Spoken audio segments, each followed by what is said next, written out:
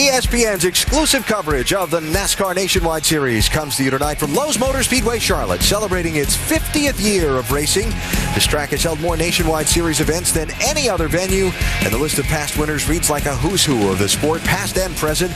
Tonight, a star-filled field goes 300 miles to see who joins the likes of Allison, Earnhardt, Ard, Gant, and Waltrip as a Charlotte victor. Time for us to go trackside for tonight's opening ceremony.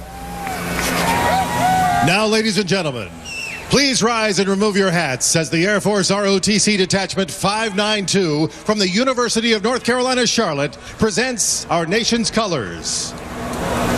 Remain standing as Joe Andreessen offers tonight's invocation.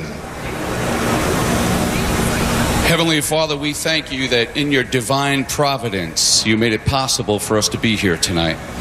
And we ask you, Lord, to watch over our servicemen and women here and abroad.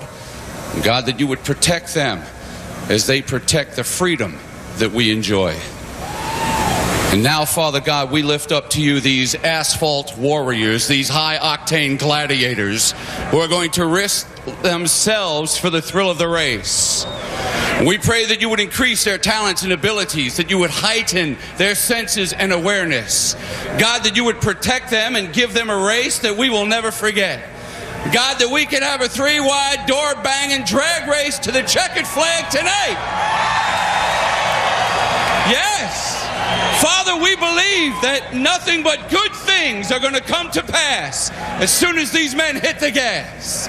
So, Father, we pray by faith, with joy and thanksgiving in our heart, and in the precious name of our Lord and Savior, Jesus Christ, and together, all of God's creation says, amen and amen.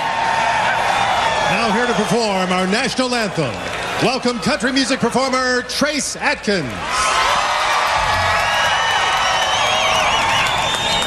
Oh, say, can you see by the dawn's early light what so proudly we hailed at the twilight's last gleaming,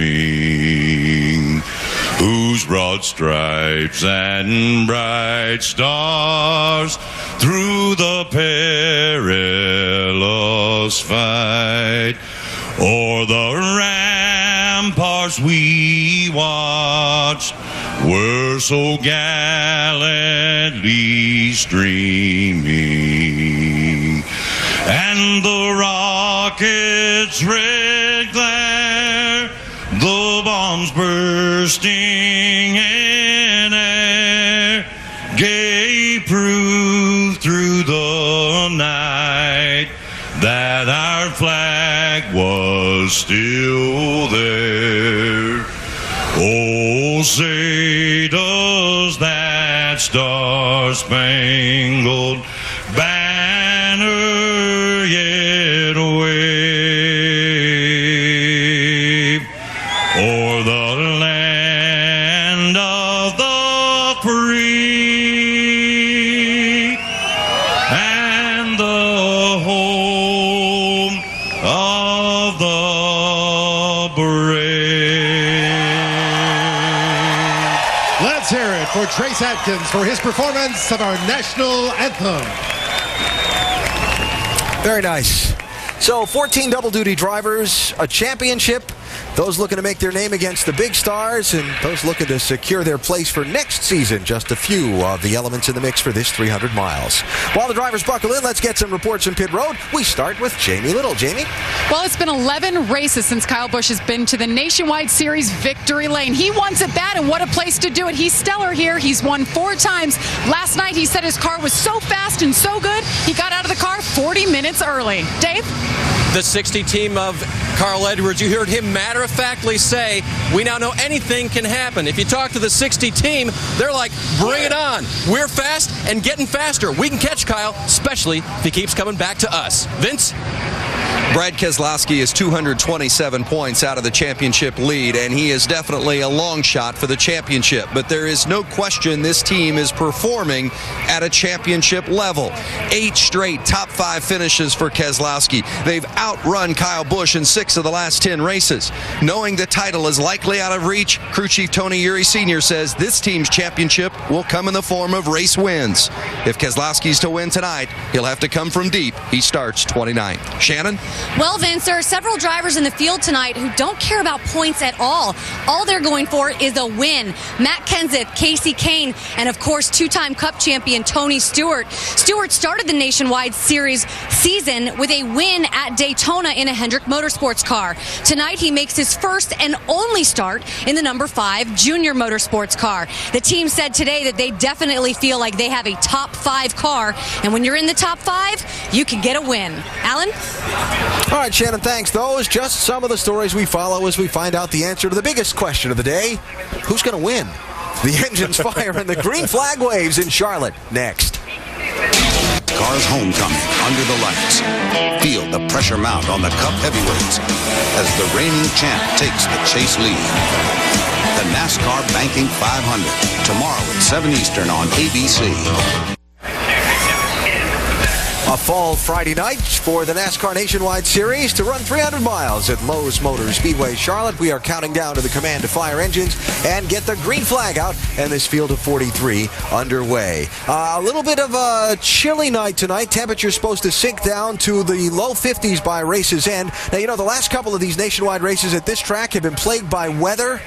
There's only supposed to be a 15% chance of a shower tonight. I just want to put the radar up as a disclaimer. That should be a weatherman. Yeah, I know it. It looks like it's moving north of us, but I don't know. I just don't know. I'll tell you what. We'll keep an eye on that as we unfold. All right, so you're buckled in, Rusty, and you're all ready to go. A quick thought. What's up? The first thing I'm thinking about is getting down into turn 1. It's cold out there right now. There's going to be low grip with these tires. These tires are going to be cold, and I'm a little bit worried about it. I really am. I got to get through turn 1 as a driver and get off of that tough turn 4. That's all I'm thinking about right now. So drivers buckled up, getting ready to go. The crews are getting up on the box and getting ready to do their thing. For me, the names like Jeff Burton, Tony Stewart, Brian Vickers, you know, we've got some real heavyweights in this race. It's going to be interesting to watch Kyle and Matt Kenseth try to stay up front and come to the front. Got some big-time guys in tonight. On the front row, Carl Edwards and Matt Kenseth, Justin Allgaier and David Gilliland in row number 2, and crafty Kyle Busch starts in 5th position. Time to get some heat in this place by firing up those racing engines. Let's go trackside for the command.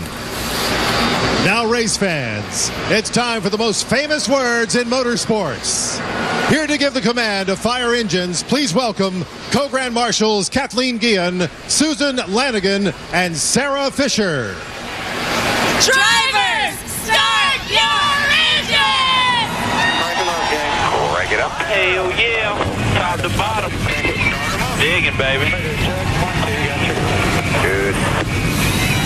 We're good, buddy. Sam, did you get that package? I didn't even look how far are we away from the...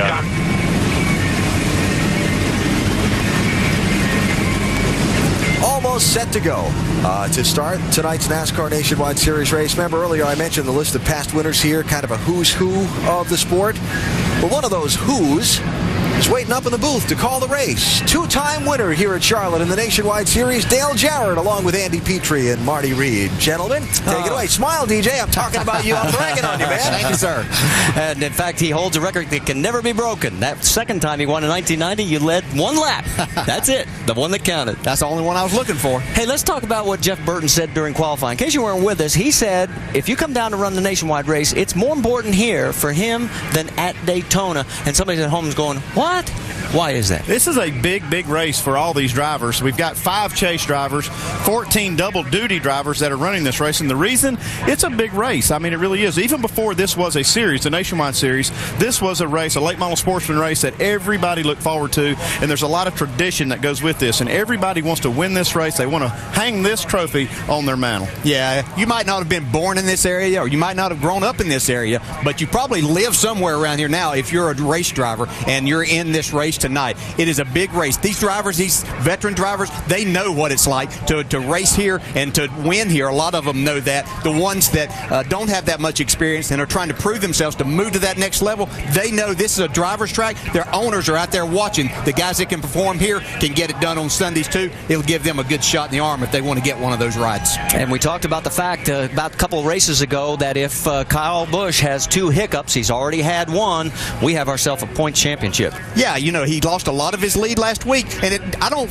foresee Kyle Busch making a mistake. He could do that, but I don't think that may happen. But a flat tire, anything like that relegates him to a finish outside the top 25, that lets Carl cut into that lead even more. Yeah, they've been able to race just like they want to. They don't have to worry about, or haven't had to worry about points because they've had such a big lead. They could just roll the dice for wins, just race like it was really no big deal. But now that this thing has shrunk down to 155 points, they've got to start thinking about it. They can't just throw that out of their minds. They have to start thinking about points. I don't say they race conservative, but at least they do have to think about it.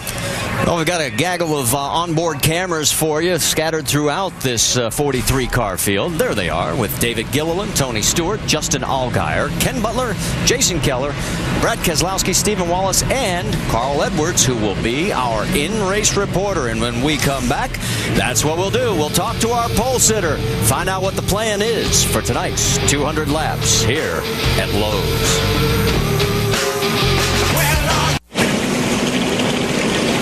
Pace laps continue here at Lowe's, and the 31st stop on the 2009 Nationwide Tour. And there is Carl Edwards. 17th time in his career he has sat on the pole. He's our in-race reporter tonight. Let's talk to him, DJ. Hey, Carl, Dale Jarrett, the ESPN. You have a copy? I got you, Dale. Hey, Carl, let's get right to the mailbag. Casey from Kings Mountain, North Carolina, asked, how is the track in May different than the track in October here at Lowe's Motor Speedway? That's a good question. It's been so long since we've been here, I can't really remember what it was like. But the good thing is we got a fast race car, and right now the temperatures are low. This track is so smooth, and the pavement's new enough that it really just doesn't change a lot. It's always really fast. Hey, Carl, my question to you is, has the competition, and in particular the 18 and 20, made you look at and change your setups to try to get some more speed out of your Ford? It's a good question. All the guys in the shop have been working really hard. You know, those Gibbs cars, I mean, they're just unbelievable. They've been doing a great job, and it's made us raise our game, and our guys have. The last few weeks we've been fast, and, that's what competition brings out, is the best in everybody. All right, Carl. Have a good night. Thanks for talking with us, and now Andy's going to talk to your crew chief, Dan Stillman. 10-4, thanks. Hey, Dan Stillman, Andy Petrie in the booth. You got us? 10-4, Andy, got you. Hey, Dan, we see sometimes late in the race it comes down to a decision to take 2 or 4 tires or something like that to get the win. What do you use as your criteria to make that late race decision to pull the trigger on 2 tires? Yeah, there's a lot of things that go into that decision. You know, you got to look how many laps are on your tires, how many laps you have left, how much fuel you need, all that stuff, what the other guys are going to do. So you got to take all that into consideration. I don't think you can really make a plan before the race starts. Okay, Dan, well, we appreciate it. Hope it works out for you, and good luck tonight. And as the pace laps continue, let's show you our over-the-wall reporter, because he did such a good job for us last week. John Reese, if you weren't with us, you missed it. He's the jack man on the 27 of Jason Keller. He's also the car chief. And to say he was spirited, he's going to bring it tonight. There we go. All right, good luck, guys. Okay, let's get to our quick set smart keys of the race, because these are important. Yeah, pit stops and track position are always so critical, and the competition on the track is so close that a lot of times these winning passes are made on pit road, and you really need to get that clean air, and that's why those pit stops are so important. The track is so fast. Yeah, I love how we put our third one there, survive the double file restarts. We haven't done this here at Charlotte. We're going to see our first opportunity. I think it could be pretty exciting. Rusty talked about that in the countdown show. Turn 1 could get very tight down there. We'll have to see how these guys negotiate that, and are they going to choose that inside or outside lane. Carl Edwards taking the inside on the start of this race. And we've got just enough time to show you the race analysis, because we'll be going 200 laps tonight for 300 miles. Don't speed. Over 45, you get busted. The pit window, 55 to 60 laps, and fuel could be an issue. And of course, the banking here in the corners, 24 degrees. The top 5 in the starting grid were faster than, well, Edwards' pole winning time in May back here. So we've got a fast field, and pace cars pulled off. The 31st stop on the 2009 NASCAR Nationwide Tour is green.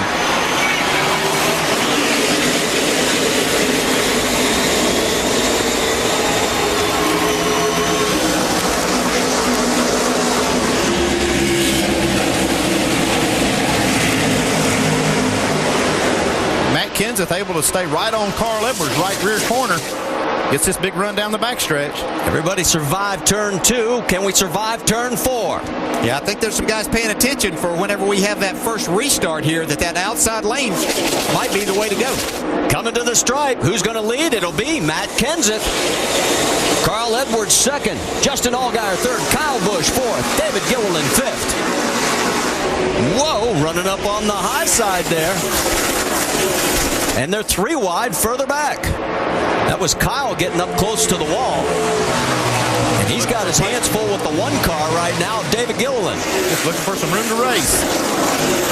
Now, the biggest problem these guys have right now, they have a cool racetrack that has a lot of grip, but they have low air pressure, and that makes these cars difficult to drive. That's Ricky Stenhouse Jr. in the 17. He's looking to go on the high side on the 1. But now he's got problems with Eric Darnell in the 6, and here comes the low side with Brian Vickers. Yeah, Brian getting a good run off the bottom of the racetrack. If you haven't been with any of our coverage, 3 of the Braun Racing machines in pink to honor Susan G. Komen Breast Cancer Awareness Month. See right there, Brian Vickers, just as Rusty talked about, got loose down on that bottom part, really had to slide up the racetrack and avoid Eric Darnell, who got a great run. And then Ricky Stenhouse Jr. had to get out of the throttle off of turn 4. And here comes Joey Logano. Logano did not qualify as well as he wanted to, but he's got the low line. Yeah, Rudiman got into the back of Mike Bliss. Now you got him 3 wide on the backstretch. Here comes Casey Kane in that 43 car. And with these cars here tonight, it's about momentum. You'll hear us talk about that all night because of these tapered spacers. They have to keep things going. That's why the bottom might not always work for these guys. That's Casey underneath Dave Blaney there, and they are side by side as they come across the stripe. You're not missing anything up front. Kenseth has a half-second lead over Carl Edwards. Look at the 33, Ryan Newman. Boy, he struggled in practice, struggled in qualifying, but he's trying to move forward. He's up to 13th. A lot of fast cars in this group. You see there, the 87 and 43 are teammates. They're out of the Braun shops. See David Rudiman now working his way under Ricky Stenhouse Jr. Johnny Chapman is off, and the 92 of Dennis Setzer is also off. Dave, you got more? Yeah, there's a reason Ricky Stenhouse is in this race as he continues to battle on the inside. He loses that spot to Rudiman, tries to sneak back in. It's about experience. And this car was, at the beginning of the year, they might not have entered it, but they want Ricky Stenhouse to keep moving up the NASCAR ladder. You have to get approved with one type of track before you move to the next. He is on the 1.5 mile program. He has to keep moving up the ladder, and experience like he's getting right now is important for NASCAR to see. Oh, you see contact on the wall. Blaney, he got in the wall right there, coming off of 4, that tricky turn 4.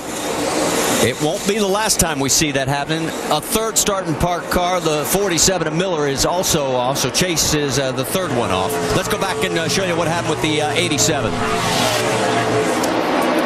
See, as you come off behind someone, too, you lose all the air to your front end, and you've got the wheel turn, but you just run out of room as that track really flattens out coming out of turn 4. Yeah, he almost did it again right there. You see Ryan Newman now making the pass on Stenhouse. Well, he thought he made it a little wider that last time, so he had a little more room. So Newman has moved up to 11. And look who's sneaking in the picture right here in this 5 car, Tony Stewart. Well, we didn't think he'd be back there all night. Oh, no. Right behind him, Mike Bliss. Look at this 3 wide. You can see how they really use the draft here and can get that momentum going, and that's going to propel him by both of these cars. Well, this got to be frustrating. This got to be frustrating for Dave Blaney. He's been trying to pass Stenhouse, got in the wall, and now he's lost like 3 spots and still is hung behind Stenhouse. Yeah, and he was in the position to make that pass maybe down to turn 3, and all of a sudden here comes Tony Stewart taking the inside. He's in the middle and has to get out of the throttle. Here comes Jeff Burton. Burton has moved up to the 16th position. He has picked up 9, and so he is moving towards the front after a dismal qualifying effort. There is what the difference is to our race leader, and it is Matt Kenseth by a second over Carl Edwards. Kyle Busch another half-second behind.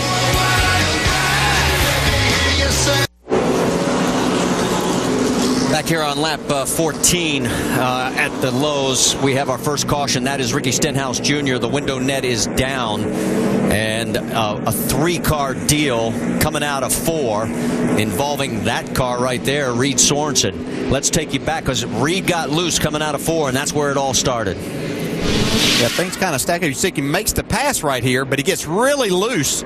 Stenhouse gets up under him, has to get out of the throttle, and then Jason Keller gets into the back of the 17 car. Hard hit. Right there, yes. Very hard hit for Stenhouse against that outside wall. So good to see that safer barrier on this entire length of the front straightaway. Let's go on board. Jason Keller's view. You can hear him get out of the throttle, but just not soon enough. Things happen. Just kind of that according of effect that we have. From high above. You see just how it stacks up right there. Really nothing Jason Keller could do either. I mean, he reacted as quick as he possibly could. Still a hard lick for Stenhouse. It does not take long.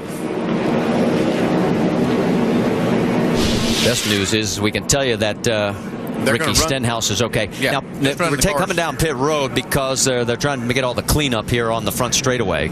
Pit road is closed, so no one will be able to do any changes to the car. Can give you an update also. We now have 4 cars that have started and parked. Mark Green, Chapman, Setzer, Miller, those are the 4. See, they just want to give this safety crew a lot of room to work, not have to worry about all the cars coming by. See right there, just knocked the front and rear off of this 17 car. And our Aaron's lucky dog will be Matt Carter when we go back. He was the only car 1 lap down in 39th position here at the Dollar General 300. Yeah, he'd come in under the green flag. Looked like they changed the right side tires, like he might have had a flat tire. That's how he got behind. 62 is in. Brendan gone. This is a brand new Kevin Harvick chassis. We talked about it yesterday. Yeah, we said the pits are closed, and they are, but these cars are making these pit stops anyway. The penalty is they'll have to start at the rear of the longest line on the restart. So you have to reset the roof flaps. And Reed, of course, involved in this 3-car deal.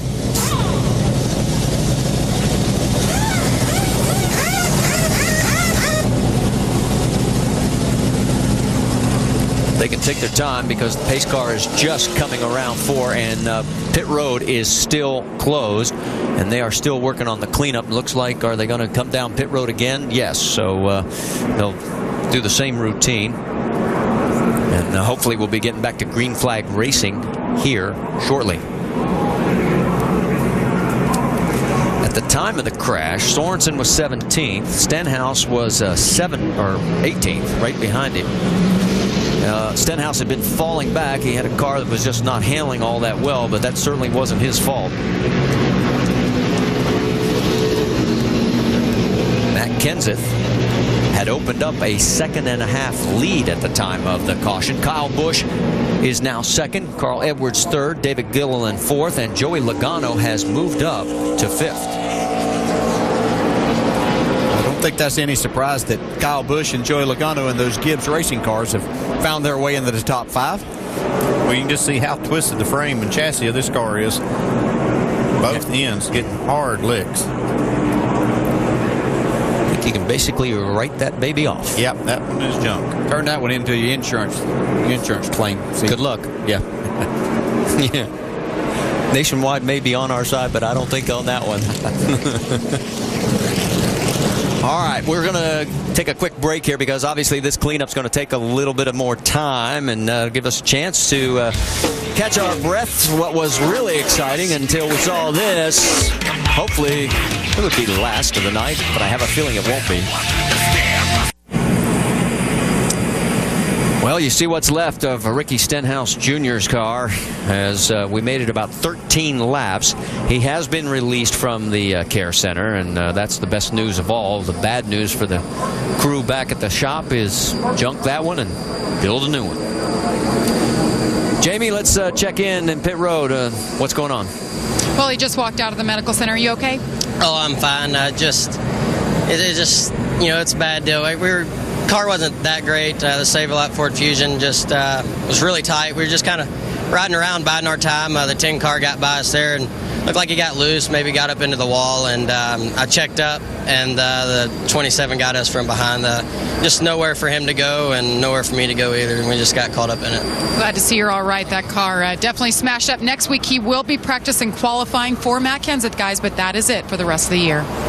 All right, thanks for the update, and glad that Ricky is A-OK. Word is pit road will be open, but and take a look now as boy, that is Stephen Wallace, and they had the hood up, making some big changes. All right, good job, everyone. So again, pit road's still officially closed, so they'll go back to the back of the field. It could have possibly been dragging a lot, and having to fix that, they would have had to do something with the jack screws in the front. That's the only way to get the car up off the racetrack is to run those front jack screws down, and the only way you can do that is to raise the hood. And now we see some cars coming down pit road. You see the 6th car, and here comes Tony Stewart, Jeff Burton. Jeff Burton from about 9th place on back is going into pit road. So obviously some people taking advantage since they're not running up front as is right now. There's our crew cam with John Reese. Yeah, they're assessing the damage that they sustained in that little accident. Actually, a big accident for Stenhouse. Back in right there in front of you, Brian. Hood pin. Fair bound around it. See them working on the back of that hood there where it's boated up some. You want to get that down. You want the air to be able to get into that cowl right there. The engine's not going to run at its peak performance if you don't. Trying to keep that hood from coming up there. So yeah, normally that's not legal right there, but they can do it because they have been in an accident, and there's reason for them to do that. This is the damage you see on Dave Blaney's car from that contact with the wall first few laps of the race. So we're being told by NASCAR officials we'll have 2 to go when they hit the line. So we'll step aside one more time before we go back to Green Flag Racing here at Lowe's Motor Speedway. Well, we'll be going back to Green Flag Racing when we get back to the line this next time around. They're on the backstretch right now. It'll be Matt Kenseth. It looks like he's taken the outside. Kyle Busch along the inside of row 1. Then it's Carl Edwards, David Gilliland, Joey Logano, and Justin Allgaier. That is your top 6. Matt saw that outside worked for him on the initial start of the race. Carl Edwards had the inside, so we'll see how he fares racing Kyle Busch here on this restart. Big opportunity for Justin Allgaier. You see him there in that 6th starting position. Remember, he is in that very tight battle for the 5th and final podium spot at the end of the season banquet. You're asking where's Stephen Wallace? Well, he's right now listed back in 22nd position. Coming down for the green flag. Boy, a great start for the 16, and we're racing again here in Charlotte.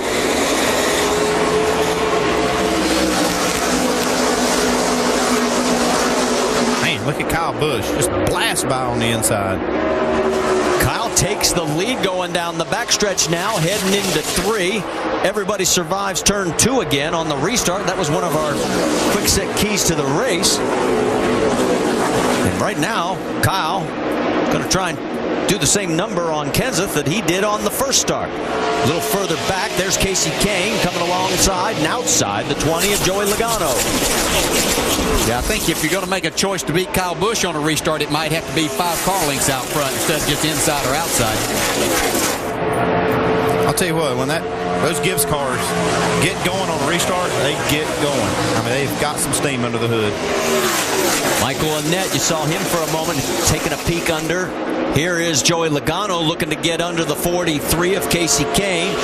Right in front of them is the 60 of Carl Edwards. Edwards running in 5th.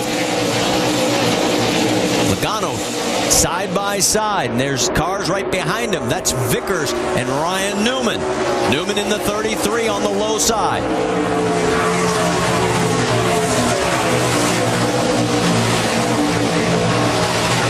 Wide. That's Michael Annett in the middle, Tony Stewart and Eric Darnell in the 6. Darnell picks up the spot for now. Tony says, hey, nudge over a little, I'm coming through. Yeah, he kind of boxed him in behind a little slower car there, so he's able to take that spot away. Not his first time to the rodeo. Yeah, that's Danny O'Quinn. They're passing 3 wide now. Dave, you got an update? Eric Darnell had a tight race car, wanted to pit for 2 tires. Tony Stewart had a more interesting situation. Tight race car. They made a wedge and air pressure adjustment, changed 4 tires for Tony in the 5. But after they got the tires off, there was a groove all the way around the circumference of the right front tire on the tread. It wasn't a cut, but it was a groove. The team fears there may be a fender brace rubbing. They're not sure. Right now, Tony's just going to try to ride it out at 185 miles an hour. Oh, man, Dave, I hate hearing that. That's something is rubbing that tire, and they didn't run but just a few laps under green. That's got me really worried what that is, and it'll do it again. If it's rubbing, it'll do it again, and that thing could cut that right front tire down. Well, let's find out more from our Craftsman Tech Garage. Tim? Thanks, Marty. Andy's exactly right, because you see this area right here? That is a piece of 1/8-inch material that's 1 inch thick, and it runs all the way down this area right here. And the teams have to deburr it beneath it right here, because that's where you weld the sheet metal to. But if that tire's rubbing this area right here, it's not going to last a long time, Andy. Man, that's the worst one you could be rubbing, too, that right front.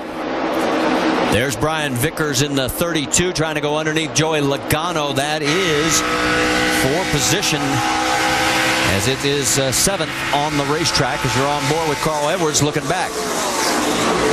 And here comes Logano right back on him. Here comes Newman to get in the mix as well. Shannon, you've got more? Well, Ryan Newman started this race 15th, but the team was not concerned. They said, listen, when we qualify between 15th and 17th, we usually run very well. Now, they were struggling with their car in qualifying. It was a little bit too loose. Most recently, Ryan said on the radio, still free on entry, so something they're still battling right now. Yeah, Mike Bliss just got right by him there, so Bliss picks up the spot, moves up to 9th, bumped Newman back to 10th. While all that's going on, guess what? Kyle's pulled out a 1.3-second lead over to Matt Kenseth. Gilliland right behind. Then it's Allgaier, Casey Kane, Carl Edwards, Joey Logano. And there is David Gilliland running in 3rd. And remember, this guy didn't practice this car at all. He comes in, does a great job in qualifying today. Vince, what are they saying? Yeah, in fact, Marty, they actually laughed about that a little bit, said maybe we ought to try this technique and strategy every week. Don't practice it, just get in it and race it. He qualified at 4th, had a great qualifying effort. Says the car is just a tick tight, but he really likes the way it feels. You know, this is the 3rd straight race that Gilliland has run this one car. Finished 8th last week in California. They've got a real good rhythm here early in the race. They're running some pretty solid laps here and very happy with the way the car's handling. All right, thanks for the update. Let's also update you. Andy Ponstein is off the track after 27 laps. Here comes Casey Kane over Justin Allgaier. So move Kane to 4th, bump Allgaier back to 5th. Yeah, this 43 car is very, very fast. I've watched him quite a few laps here, and he's starting to move his way up. He's one of the faster cars on the racetrack. And if you miss qualifying, you talk about sometimes you need a little luck. Had we had qualifying rained out, this 43 car would not have been in the show. Right. Also, when they did go out to qualify, they had their plug wires crossed and had to come back in and fix that before they could go out. They were under the 5-minute clock. They got it fixed and got back out there and obviously made a qualifying run to be in this field. So Casey right now running in the 4th position, 4.4 seconds behind our race leader, Kyle Busch. And every lap that Kyle leads continues his season record-setting pace. We'll talk a little bit about that and a lot more when we come back to Lowe's Motor Speedway.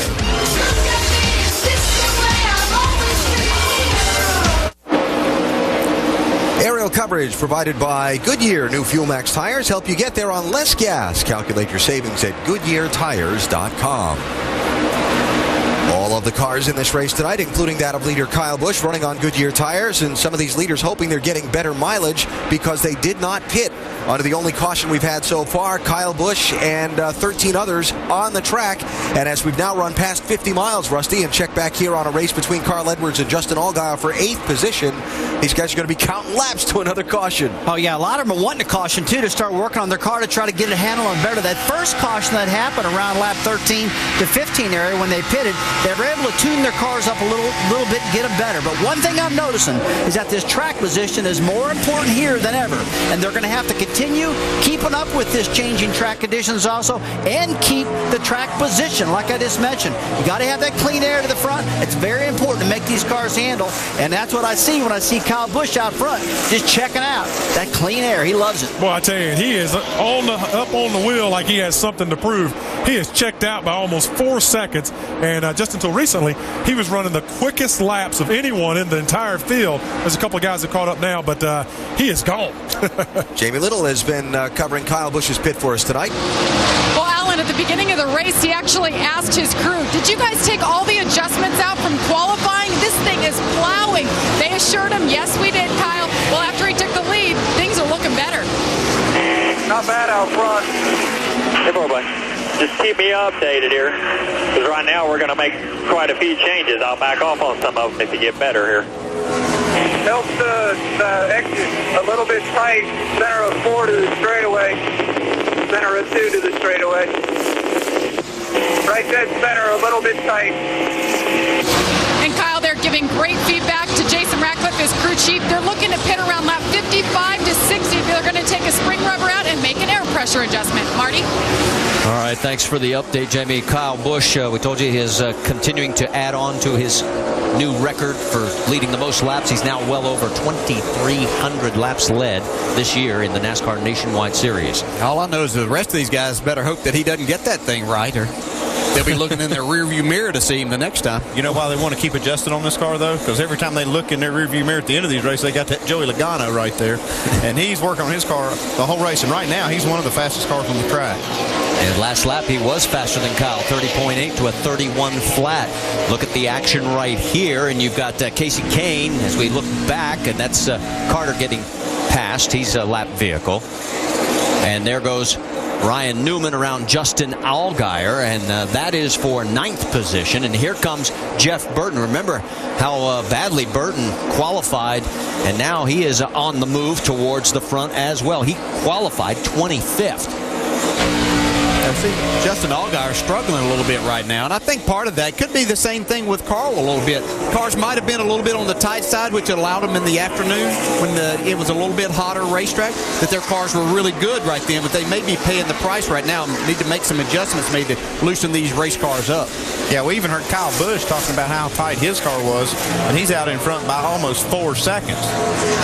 Well, Burton made that pretty easy as he gets around. And remember that the 66 came in for a pit stop, had to go start towards the rear of the field. Well, since the restart, he has been the biggest mover, picking up 17 spots. He's up to 19th right now.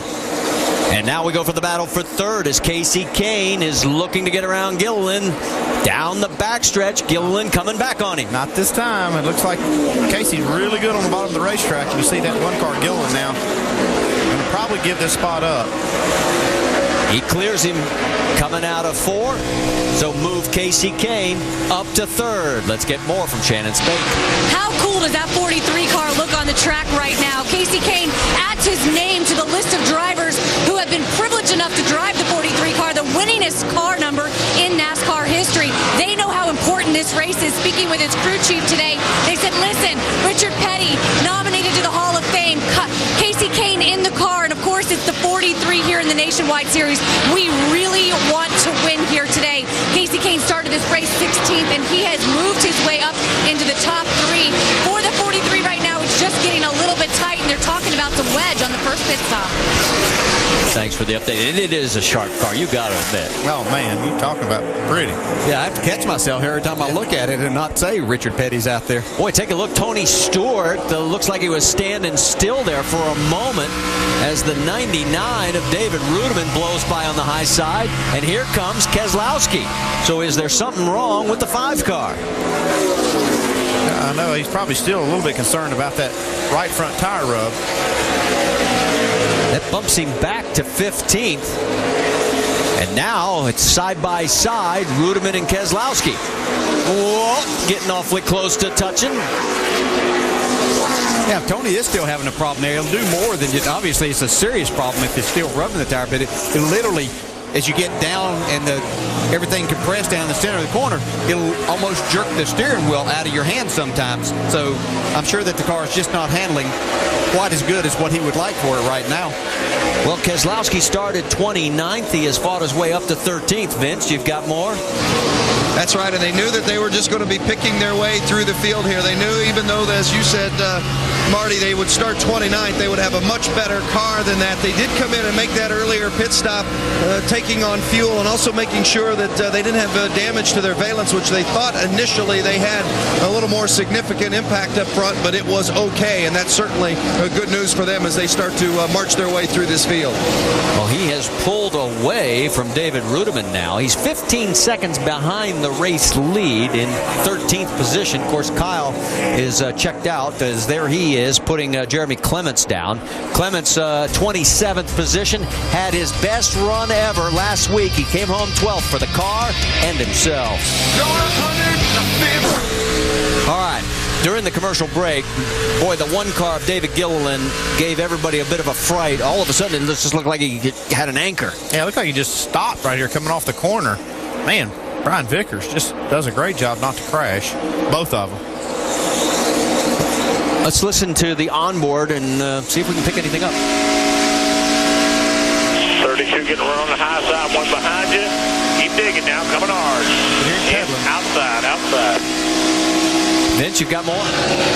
Well, this car started out really good in the early part of the run, but it is really super tight now. And, of course, when you can't turn it in the middle, that means you're not going to get off the corner. And that's exactly what happened. He was not able to get off that corner, and the 32 about ran over him. And our race leader has pulled into pit lane. Jamie, it's all yours. And right before he came in, Kyle Busch said he felt like the sway bar was broken or something was dragging. So the team taking a look at that. They're taking the left rear spring rubber out, air pressure adjustment, 4 tires, Sunoco fuel. You see the front and rear tire changers have a light strip to help them see in these dark conditions, Dave. His teammate Joey Logano was running in fourth. The car kept getting tighter. In fact, Joey said, let's make a bigger adjustment than we even talked about. Looked like it's going to be air pressure. I don't know if I saw a chassis adjustment there on the right side or not, but he wants a big swing at it at this point in the race because he felt like the car was getting more and more difficult to turn. Shannon. Ryan Newman in the 33 car says the car is tight all the way through the turns.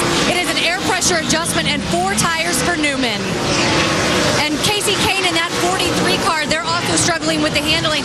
He says the car is tight. They're going to make a wedge adjustment for Casey Kane in those awesome looking colors. Looks so good down here on pit road. 4 tires for Kane. And there is Mike Bliss, the winner here back in May, as he also comes in for his pit stop. See him pulling off the windshield tear-offs. Jamie? And Brian Vickers said he was tight, center, 4 tires, fuel, air pressure adjustment. He said it's getting a little bit better. You see the pink car there for Brian Vickers. The one car of David Gilliland is in. We just mentioned a moment ago the car had really gone tight. They're going to make a 4 tire change, air pressure adjustment only, along with Sunoco fuel. Gilliland got no practice in this car at all. He was surprised at how good it was early, but he had his hands full late in the run. So all these pit stops under green and waiting for Carl Edwards, and here he comes. He peels off from 3rd. Now, he missed pit road the first time. There's the commitment cone. He realizes, I'm not going to get down. Oh, no, that was Vickers. There it was. They went by right there. Yeah, he wanted to get down, but the one car was underneath him. Dave? The pole sitter, Carl Edwards, had fallen back to 8th position during this run. That'll be a wedge adjustment in the right rear of the car. Also air pressure as well. They needed to work a lot on this race car. Carl just could not turn it, and he was falling back further and further. Good stop for these guys. He's back off pit road. And while all this is going on, David Rudiman has trouble, and they have stalled the car and got to push it back. And 16 is in for Matt Kenseth, our race leader. Shannon. Matt Kenseth says the car is too tight. Another driver battling that condition on the racetrack. Air pressure, 4 tires for the 2-time Charlotte winner. We can tell you also the 99 of David Rudiman is back under power and pulling down pit road. Jeff Burton has rotated through to the race lead, but remember, he still has to make a pit stop. He last stopped on lap 18. Look at this 4-wide. Oh, this is going to be big. Yeah, that was a... Stephen Wallace into the wall. The one car, Gilliland. Yeah, that was David Gilliland made a really risky move there.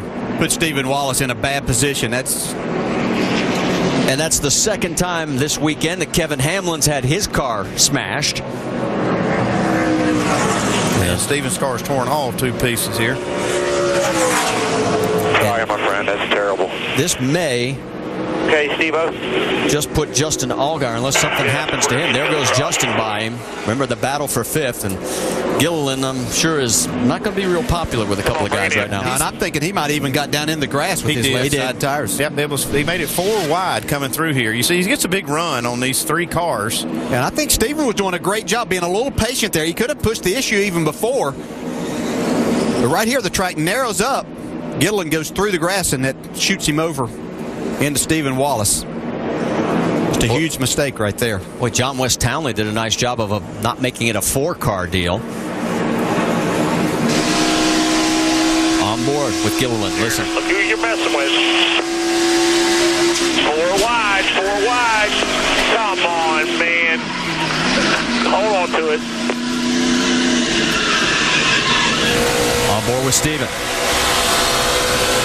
Middle 3, just a 1 coming in here with fresh. Top of 4, middle of 4, inside. Yeah, Steven just got blindsided right there.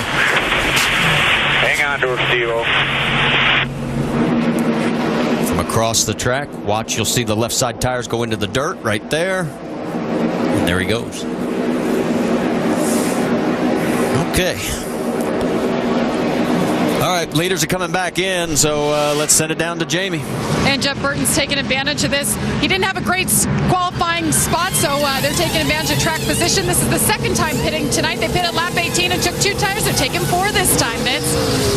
The 88 of Brad Keselowski started 29th, came in 3rd, says that was an awesome call, Pops. It was free off the corners, don't want to change anything. Dave? Tony Stewart's car very tight, 2 rounds up on the track bar, plus a spring rubber in the left rear, 4 tires full of Sunoco fuel. Eric Darnell on pit road as well. He'll get 4 tires, another chassis adjustment for Darnell. And those are all cars that last pitted on lap 18. You can see the race off pit road. Keselowski and Leffler pick up a spot. Kyle Busch picks up 9. No tires, obviously, just topping off with fuel. And Mr. Blaney loses a couple. Our race leader, as we sort all this out. Right now, we'll wait and see where the pace car picks everybody up at on the racetrack, because we've still got the wave around to take care of. So wait for the official crossing on the timing and scoring line. Yeah, we had so much going on there with that crash right in the middle of the cycle of green flag pit stops, and we had a handful of cars, quite a few cars actually, that pitted on lap number 18, which gave them 18 laps they could run longer. And we are being told that the 28 of Kenny Wallace is now the race leader, because he has not pitted since lap 18. So we'll take a quick break here, sort everything out when we come back. All right, let's give you the wave rounds first here at the Dollar General 300. There were 9 of them. Kane, Logano, Kenseth, Vickers, Bliss, Rudiman, Edwards, Newman, and Justin Allgaier. It will be Jeff Burton now, as Kenny Wallace did finally take his pit stop. So it'll be Burton with Brad Keselowski, Jason Leffler, Dave Blaney, Kyle Busch 5th, Eric Darnell 6th, Tony Stewart 7th, Almirola 8th, Keller now 9th, and Sorensen 10th. And Jason Keller in 9th, he has now moved into 6th place in that points championship chase as we're back to green flag racing. That was a huge break for all of those wave around guys, but in particular David Rudiman, who had that problem getting his car restarted after that green flag pit stop. Jeff Burton takes advantage on the restart. 3 wide, further back. Looks like everybody's going to settle down at least for turn 3. One car drifts up there. No harm, no foul. Look at Dave Blaney and the 87. He's digging now. He had a little bit of contact early in the race off of turn 4. There's Kyle Busch. He gets underneath the 38 of Jason Leffler. A lot of sparks. Oh, no, contact. The 38 gets into Darnell. Leffler loses it. Here comes everybody else. Look out. No, it's not over. There's Kenseth involved. Logano gets involved for the second week in a row, but this damage is much worse than last week's, where he nudged the wall. This time he spanks it. Yeah, you see Darnell getting out of the car. A little bit of fire underneath the 6. Don't know exactly what happened. Looked like the 38 got loose down there. I think exactly what Rusty Wallace was talking about on these restarts in the countdown show. You go down in there on the inside, you don't have the air on the spoiler, you're driving hard, the car bottoms out a little bit, shoots you up the racetrack, then you collect whoever's on the outside of you. And Kansas torn up. Boy, yeah. Matt led this race early. Led a total of 24 laps. He's one of 6 leaders that we've had. There's what's left of Jason Leffler's pink Great Clips Toyota. That 6 car is destroyed. There's Darnell. Yeah, Eric, his future in doubt. Roush has said they're trying to find the funding to keep him in that car for next year, but keep him on the team. But so far, nothing, and that's the damage to Joey Logano. And as we said, much more severe than last week's. 3 in a row may have just gone away. See right there, Dave Blaney, the 87, passing these cars on the outside, and right behind them, looks like that 38 just got on the apron, got loose. You can see him correcting it. Right up into Eric Darnell. He didn't have a great angle. He kind of came down. Tony Stewart gave Jason Leffler a little bit of a break and let him in right there. But then his car bottomed out, as you said, Andy, and shot him up the racetrack. Now let's go back to where all this second group of cars came in. You see, oh man. They get jacked gets up. into Ken Butler and then into Kenseth. Then they come piling into Darnell. The old accordion. Well, they see the trouble ahead, and they're trying to get woed down, and they start getting sideways and start getting into each other. You see right here, Casey Kane does, look at this, does a great job to miss all this. Remember how John West Townley got by the last incident? He didn't make it through this one. Look at Allgaier. He got slowed down just enough to get through here. While all this was happening, remember from the previous crash, this is Stephen Wallace and his frustration. I think that helmet's going to have to go away. Shannon? Yeah, obviously not happy with the way things have ended tonight. Stephen, this is the second wreck now that we've seen in a matter of a few minutes. What are the conditions like out there right now? Conditions are fine. You just got to have guys that have respect for each other, not just wreck guys, you know. So our 5-hour Energy Chevrolet was really good. I apologize for what I did by throwing my helmet. I was really stupid and childish. I was just really frustrated. You know, when it rains, it pours, and it's really pouring right now for me. You know, we got wrecked the past 3 weeks in a row. It's just probably the most frustrated I've ever been in my life. You know, I'm having a good season. It's just bad luck's going down. So we'll try and get this thing fixed and go back out there and, you know, make some laps. This is a very important race. We talked about how big this race is. Do you think it's guys out there just racing because it's so important, or are they just getting out there being a little too aggressive too soon? Well, I mean, I think a race is a race, and when you go through the grass and you completely left rear somebody at 200 miles an hour, that's kind of your fault. So I don't really know what to say. I believe I just got crashed. So we'll go back to Memphis. I run good there, and hopefully, have a good run. The only thing I can hope is that the 12 has some problems, because we're getting killed on points here. So we've had 3 bad weeks in a row. Our cars have been running fast. More than 5-hour and everybody. And it's just we're trying, man. We're trying. You know, we just got to dig a little harder here. And he's, of course, talking about the points battle with Justin Allgaier for 5th position. The guys are busy in the garage trying to get that 66 fixed up and back out on the track to save some points. Well, here's why. Right now, he is 100 points behind Justin Allgaier, and Jason Keller has moved ahead of him into 6th. He's now 7th. Here's what happened in that crash. Yeah, this is obviously David Gilliland's fault. He drives in here 4 wide across the grass, comes over 2 lanes and gets into the left rear of Stephen Wallace. I see why he's so frustrated. And then this is what just happened for our 3rd caution. See, once again, down in turn 1 area, Jason Leffler's car bottoms out. He gets loose up into Eric Darnell, and then some other cars don't get slowed down. A lot of contact after that. It's torn up race cars. The 6 car got hit at least 3, if not 4 times during all of this. Another view. Yeah, kind of just minding his own business right there on the high side. All clear. Clear by 2 out the back of the spin here. All clear. And from Ken Butler's view. Yeah, you'll see Casey Kane just sneak by on the outside of Eric McClure. Spin in front of you, back at that. Now everybody starts crashing. Yeah, Ken Butler got hit by the 20 car right there as he slowed down to avoid it. And from the view of Carl Edwards. In front of you, got to slow it down. They're stacking up hard. Slow it down, stay low. Get to the apron, get to the apron. Still the apron. Yellow's out, yellow's out. Good job.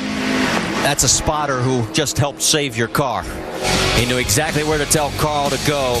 I'll give you the list of everybody who is now off or out of this race when we come back. It's long. A very frustrated Jason Leffler as he looks at the crew working. The list is long on to how many cars are behind the wall right now. We saw Carl drive through it. Let's get with him on the in-race reporter and find out what his thoughts were. Hey, Carl, DJ, you got a copy? I got you, Dale. Well, from our vantage point, that looked pretty close, huh? You think it looked close from your vantage point? I don't know, the little mouse about jumped off of my car on that one. All right, well, we're glad you made it through that. How's your car? You know, I think it's better now. What we did was we started too tight, and I was really battling just being able to go fast to the corner. And Dan freed it up here a little bit. We'll see if it's enough. Any change in the racetrack so far from maybe what you saw last night? You know, it gets a little more slippery. The track gets a little slicker as we go. And then the thing that we didn't see in practice is we're running slower. You know, we're running a little lower speed, and so the car acts a little differently. But really, it's staying pretty close, just a little slicker. All right, man, I know you're in the middle of a race, but we'd be remiss up here in the booth without saying our congratulations to you and your wife, Kate, on the announcement that you're going to have a baby here in the near future. Hey, thanks a lot, Dale. I appreciate it. Yeah, talk to me anytime, man. I enjoy it. I'm kind of bored out here running around under yellow. All right, buddy, go forward. We'll talk to you later on. All right, see you, man. Look boring. Tell Carl he can give the list of all the cars that are going to be off or out. Let's get the flip side of this story first, Shannon. Well, you can see the guys working on the 38 car back here in the garage down here with Jason Leffler. Can you tell us what happened out there, Jason? I just got loose, getting run over. I mean, we didn't have the race car to start up in third position, and I was getting run over from the restart. Got into one too hard. I think the 5 was under me and just got loose right in the middle and wiped out, whoever was in the top 10 there. I feel really bad about that, but it was not one of our best nights. We didn't have a good car. The Great Clips camera's usually really fast. It was good here in the spring, and tonight it wasn't. And but the way the strategy worked out, we were able to. Pit crew did a great job. The way it all worked out, we restarted third, and we should have never been there. Jason, I saw you walk over to Matt Kenseth, who's parked right next to you in the garage. What'd you say to him? I just told him sorry. I mean, I wiped out him and Darnell, and who knows else, but. I don't know. I should have known better. I should have known. We should have had a better car. I should have known better. And it's just a tough position to be in, you know. I mean, you start up front like that, and you got to have a car to stay there. Thanks, Jason. Vince? Well, and certainly frustrating for Matt Kenseth as well. He was running up front in this race in the early stages of it. What happened as you tried to slow down there when you saw it happening in front of you? Well, I saw it maybe a little later than some others, but I seen it when I entered turn 1, and I was following Casey, and Casey went outside of that trash bag car, and I followed him out there, and I could see that car spinning and caught me in the left rear there and just got me caught up in an accident. So you knew it was going to be exciting. You had some cars in there that were probably 7 or 8 tenths off some of the other cars because of pit strategy and that 20-lap fuel window deal, so we just kind of got collected up in the mess. He had a better car than he deserved, standing here talking about it, guys, unfortunately. Jamie? And Eric Darnell has been released, and he's okay. And Eric, you said you didn't really see what happened until you saw the replay. What do you think? Just a tough deal, a racing deal, I guess. I initially thought that the 5 had gotten underneath the 38. They're getting into 1. It might have crowded him a little bit, but after seeing the replay, it looked like the 38 just kind of bottomed out, and he lost it and run up the track and hit us. But just a tough break for our Northern Tool and Equipment Ford team. These guys worked really hard in practice at putting a good car underneath me, and we had a solid car tonight. The first 2 pit stops, we made some really good adjustments, and I felt like we were heading in the right direction with the car, and we were running, I guess, 6th right there when that deal happened. But we're just looking to get a good finish tonight, and unfortunately it didn't happen. I hate it for all the guys back in the shop that are going to work on this thing. Now we got another tore-up race car, but that's a pretty tough deal. Thanks, Eric. He'll be back in the car next week at Memphis, guys. Yeah, that crash right there was a product of just that cycle of pit stops. It fell in there, that caution that broke them all up, and you had some guys that were staying on the racetrack, and they restarted in front of a lot of fast race cars, and that's what you heard Jason Leffler say. All right, here's the list. Kenseth, Butler, Leffler, Darnell, Stephen Wallace. They're listed as off behind the wall. Hamlin is out, O'Quinn's out, Green's off, Carter off, Ponstein, Stenhouse Jr., Miller, Setzer, Chapman. 13 cars, some of them starting parks, obviously, but a lot of carnage. Now, the lucky dog from Aaron's, goes to the 96. This time, Michael McDowell. And we missed the one earlier because we got back to the crash so fast. That was Kevin Conway on the last time around on our second caution. So we're getting ready to go back to green flag racing finally here. We've had 20 laps of caution during these 3 caution periods. Hopefully, no more crashes, guys. Let's go lean, mean, and green the rest of the way here at Lowe's. See Jeff Burton there on the outside and spin his tires a little bit. It's Keselowski alongside in second. Then Kyle Busch, Stewart, then Annett and Blaney, the top 6. 22 cars on the lead lap, and believe this or not, folks, Joey Logano and Sorensen, they made multiple pit stops during that caution. They stayed on the lead lap. He pitted 5 times under the caution. Brad Keselowski get just a little bit loose there, coming out of 4. Boy, 3 wide, and look at Casey Kane. He was the meat in the sandwich for a second, but he finally gets ahead and manages to get past. Now it looks like he's going to go underneath Kevin Conway in the 26, and he's back in that middle. That's not a good place to be.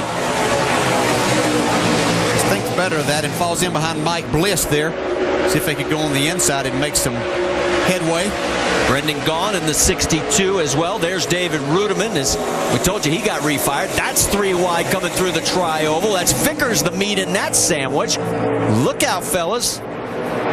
Holy smokes, these guys. They're racing like it's the last 5 laps. Yeah, these two right here racing for second place. Brad Keselowski and Kyle Busch. They've been side by side since the restart. Keselowski hanging tough on the outside. On board with Brad. You can see he just didn't quite clear him. He was there. He was that close, but the spotter couldn't clear him. That's first, second, and third. So we've got action moving in on the race lead. A little bit further back.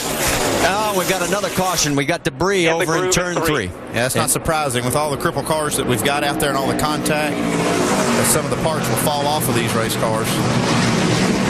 Put a damper on a good race right there, though. Man, those guys were going at it. Not just the front. Those Brad and Kyle racing for second. And somebody kicked that debris up off the racetrack after the caution came out and went through the grill of the 61 car. And Chase Miller, we're told, has jumped into that car. Matt Carter started it. So we're under our 4th caution now. Up here. And if I'm not mistaken, that will give Brendan Gaughan the lucky dog.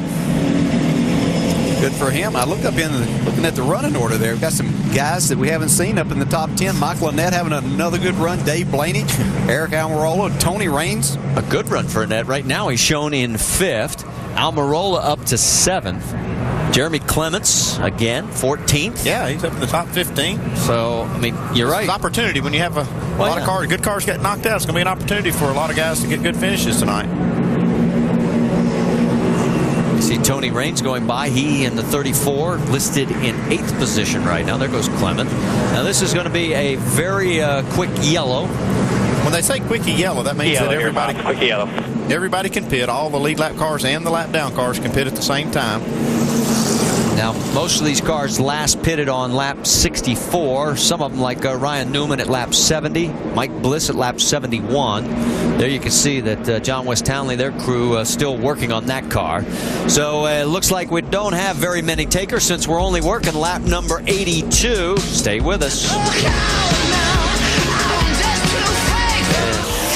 With 16 laps to halfway, and that's the radar. That's about just over 20 miles from this racetrack. How can the weatherman be wrong all the time? And that's what a 50-50 chance. That's what a 15% chance of showers looks like, folks. The crew chiefs really have something on their hands to think about now. Hey, Petrie, want to be back on a pit box right now? Unbelievable. You're our go-to guy, Alan, when it comes to bad weather. You know what I say about weather, guys? They're 75% correct 15% of the time. All right, we're going back to green flag racing. It is Jeff Burton, Brad Keselowski, Kyle Busch, Tony Stewart. That's your top 4. Burton gets a good restart. But But here comes Keselowski underneath. Right behind him is Kyle Busch. Down the backstretch, 2 abreast, 3 abreast further back. Heading into 3, they're going to go door to door. Look at Michael Annett. Get tricky right here coming off the corner. This is where we've had some problems. Getting awfully dicey. There we've got contact, a little nudge. And Kyle goes around. Yeah, that's a strong move by Kyle Busch right there. He was able to stay in the throttle and keep his car right on the bottom. Looking like 3 wide with Michael Annett possibly in that sandwich, but Newman thinks better of it. They head towards turn 3. At least the first 5 have sort of settled down. Jeff Burton doesn't know all the excitement that's going on behind him, but he's about to get a dose of Kyle Busch. Yeah, he's getting ready to find out just how strong this 18 car is. Tony Stewart has moved into 3rd. Then in 4th, it is Dave Blaney. Remember, Blaney scraping the wall. Got a big run up top, trying to come outside. Here we go. You've heard the call from the spotter, and there he goes. Man, he just pulled the trigger and blew right by him on the outside. So Kyle, who has led 35 laps already, makes it our 8th different lead change in this race, despite the fact we've had 4 cautions. Oh, we got contact. Hitting the wall. No Did they just brush it? Somebody got up against the wall on turn 3 and 4. Not enough to bring out a caution. Thank goodness. Let's stay green. It looks like Tony Stewart here in 3rd's got his car running a little bit better right now. How about Dave Blaney now? They fixed that car up. Got this 87 car really steaming to the front. There's Justin Allgaier right now with a lot of breathing room for that 5th and final spot on the podium as he's going around the 42 of Eric Almirola. Here comes Brian Vickers, and he's going to try and do the same number on him. All of a sudden, you were talking about Blaney. He's going high side for position on Tony Stewart. And it looks like he may clear him. It does, Vince. How about the run Dave Blaney's had that I remember lap 14, he got into the wall, got tight, fell to 16th, pitted to fix the damage, restarted 36th, then up to 15 by lap 42, then into the top 10, then the top 5. What a run for Dave Blaney, and credit that pit crew for getting the job done and the car repaired when they came in for their stops. Dave? You guys wondered about the 5 car of Tony Stewart. He says it is a little bit better, but remember, he's only had a short run of green flag laps to really determine that. He did get passed right there by Blaney. But what about that right front tire that we said was a problem earlier? During the second run, which was twice as long, don't know if we have the tape to show you that, but there was still the groove in the right front tire. It was the same exact depth, however, so the team knew that that wasn't getting any worse. So they left him out there. They have not made any repairs or replacements to that right front fender brace area. They think so far so good for Tony Stewart. Well, they've got some damage now, Dave, on the left front fender. Looks like he's had some contact with somebody on one of these restarts. That's something they'll need to get fixed because it's going to affect the performance of the car. There's Tony Raines. These are guys that we don't normally see running in this freight train. That's Tony in 10th, Mike Wallace in the 01 in 11th, Justin Allgaier 12th, and then Brian Vickers. And right in front of Tony is Mike Bliss. So great runs going right there. And look at this side by side. That's Michael Annett under attack from Bliss, and Tony Raines wants a piece of the action too. And on the right side of your screen, Blaney is going for 2nd. What a great race this has been, as long as we can keep it green. Yeah, man, this Dave Blaney's got a fast hot rod tonight. Tricky off turn 4, right there on the bottom. Drop, boy, and Burton almost gets up against the wall and keeps the momentum to get back to position and clears. Blaney says, okay, I'll try it again. Yeah, he's going to see if he can get a run on the outside because he knows that's where he really wants to make his pass if he possibly can to keep that momentum. While all this stuff has been going on, Kyle Busch has a 2.5-second lead. There goes Brian Vickers around Tony Raines. Had to check up for a moment because he was closing too quickly on Michael Annett. Now he gets the big run off the corner. Saw Justin Allgaier take a peek on the high side of the 01 of Mike Wallace. Had to think better of it. Now he's going to try it again as they head down to 1. And it looks like he's going to be able to clear him. Meanwhile, let's go back to this battle because Blaney's back underneath the 29. Down into the corner, and this time Blaney, can he make it stick? You're watching from on board. Keselowski's got him cleared. You're right. So Blaney goes up to 2nd. had his only Nationwide Series victory here back in October of 2006. He was driving that 32 car for Todd Braun. And you want to know why everybody's in a hurry? There's your reason. On the right side, the rain is on its way. All 20% of it is going to get dumped right on us. Yeah, we didn't have many cars come in under that last caution period, but Kasey Kahne was one of those cars that did. And if this goes long enough before that rain gets here and these other guys have to pit, then Kasey Kahne's got a little bit more time before he has to hit pit road again. Right, Kasey pitted on lap 82. He's shown in 14th place right now. Everybody else in front of him basically around lap 64. Want to see what's happening with Kyle? He's checking out. 3.1 seconds. Bye-bye, boys. Man, he's gone. Here comes Kasey as he gets around Mike Wallace. So that moves Kahne up to 13th. Well, at least momentarily. And then Rudiman's going to try and freight train right behind him. Wallace not giving up the position easy. Finally, Kahne clears him. Tony Raines going underneath Justin Allgaier right ahead of him. That too for position. We are 4 laps from halfway. Allgaier coming back on the high side on Tony Raines. Kahne's trying to pick the lane on which is going to work best for him to follow. He's picked Allgaier. Raines says, okay, you guys stay up there. Allgaier clears Raines. Now here comes Kasey. In our first green flag run, this 43 car, Kasey Kahne, was one of the fastest cars at the end of that run. So if we can stay green and get enough laps before that rain comes, Kasey Kahne will have some time to get back up into the top 5. He has been one of our 6 different race leaders, and he's on the underneath side of the 12 of Justin Allgaier. Yeah, this is a tough pass trying to get down on the inside and make that pass. You can see Allgaier in the 12 car able to keep the momentum on the outside. Dave? Guys, they have improved that car for Justin Allgaier. He was one of the guys that came down most recently for 4 tires. Most of the night, though, it has been tight. That's what lost him positions early on. Allgaier now riding that high line, trying to get by the 43, but Shannon, he's not letting him by. No, this is some great racing here at Lowe's on the 1.5 miles. Shannon? Well, Kasey Kahne right now, eventful day so far. They had a problem on pit road. You guys remember he was running in the top 5. Came down pit road, did not get all the fuel in that car, so they had to come back down. The car's also been bottoming out the entire race, so they've gone back and forth on some wedge adjustments. Finally, hopefully, they got that car right for 43 because there's not much time with that radar looking the way it is. And we're working lap 100. Will be official in the books this time by. You saw what was going on all over the screen. Meanwhile, Kyle Busch has pulled a 3.2-second lead over Dave Blaney, Jeff Burton, Brad Keselowski, and Tony Stewart. Back here at the Dollar General 300, Kasey Kahne had moved up to 10th, but he's been black flagged. His window net is down. He said on the radio, well, it's been down for 20 minutes. Well, they finally noticed, and you can't run that way. No, that's a safety feature for sure that you have to have up.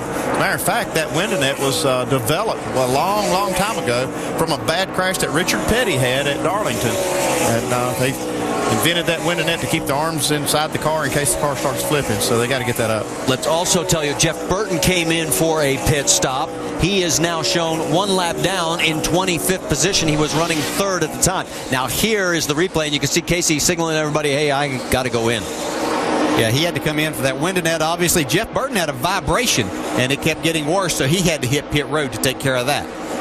So it's now Kyle Busch first, Dave Blaney second, Brad Keselowski third, Carl Edwards fourth, and Mike Bliss fifth. And believe it or not, right now with the way Bliss has been running, he has moved into 7th place in the points championship chase.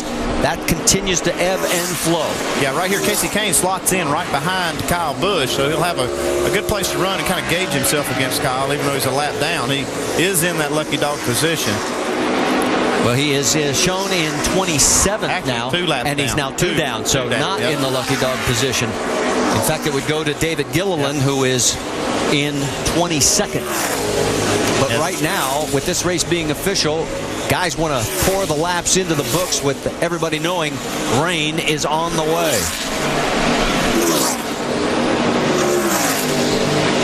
So while we've got the chance with a 4.3-second lead, how about, Alan, you take it over for a Verizon Wireless race rundown? Yeah, it's been a rather eventful first half of the race tonight here in Charlotte. Marty, with Rusty and Brad, take a look at some of the eventful happenings. We got things started pretty early on with some bent fenders. Yeah, you see the 10-car, Reed Sorensen just gets loose. Ricky Stenhouse gets in the back of him. A big mayhem right there. Ricky's car tore up big time. That was 12 laps into the race. Then at lap 63, middle of a cycle of green flag pit stops, David Gilliland in the one on fresher tires than some guys. He gets underneath Hamlin and just flat takes Stephen Wallace out, who had a good, fast race car. Big mistake by David Gilliland. He wrecked some good race cars right there. So they go for the restart from that wreck, and right away after the restart, have another wreck.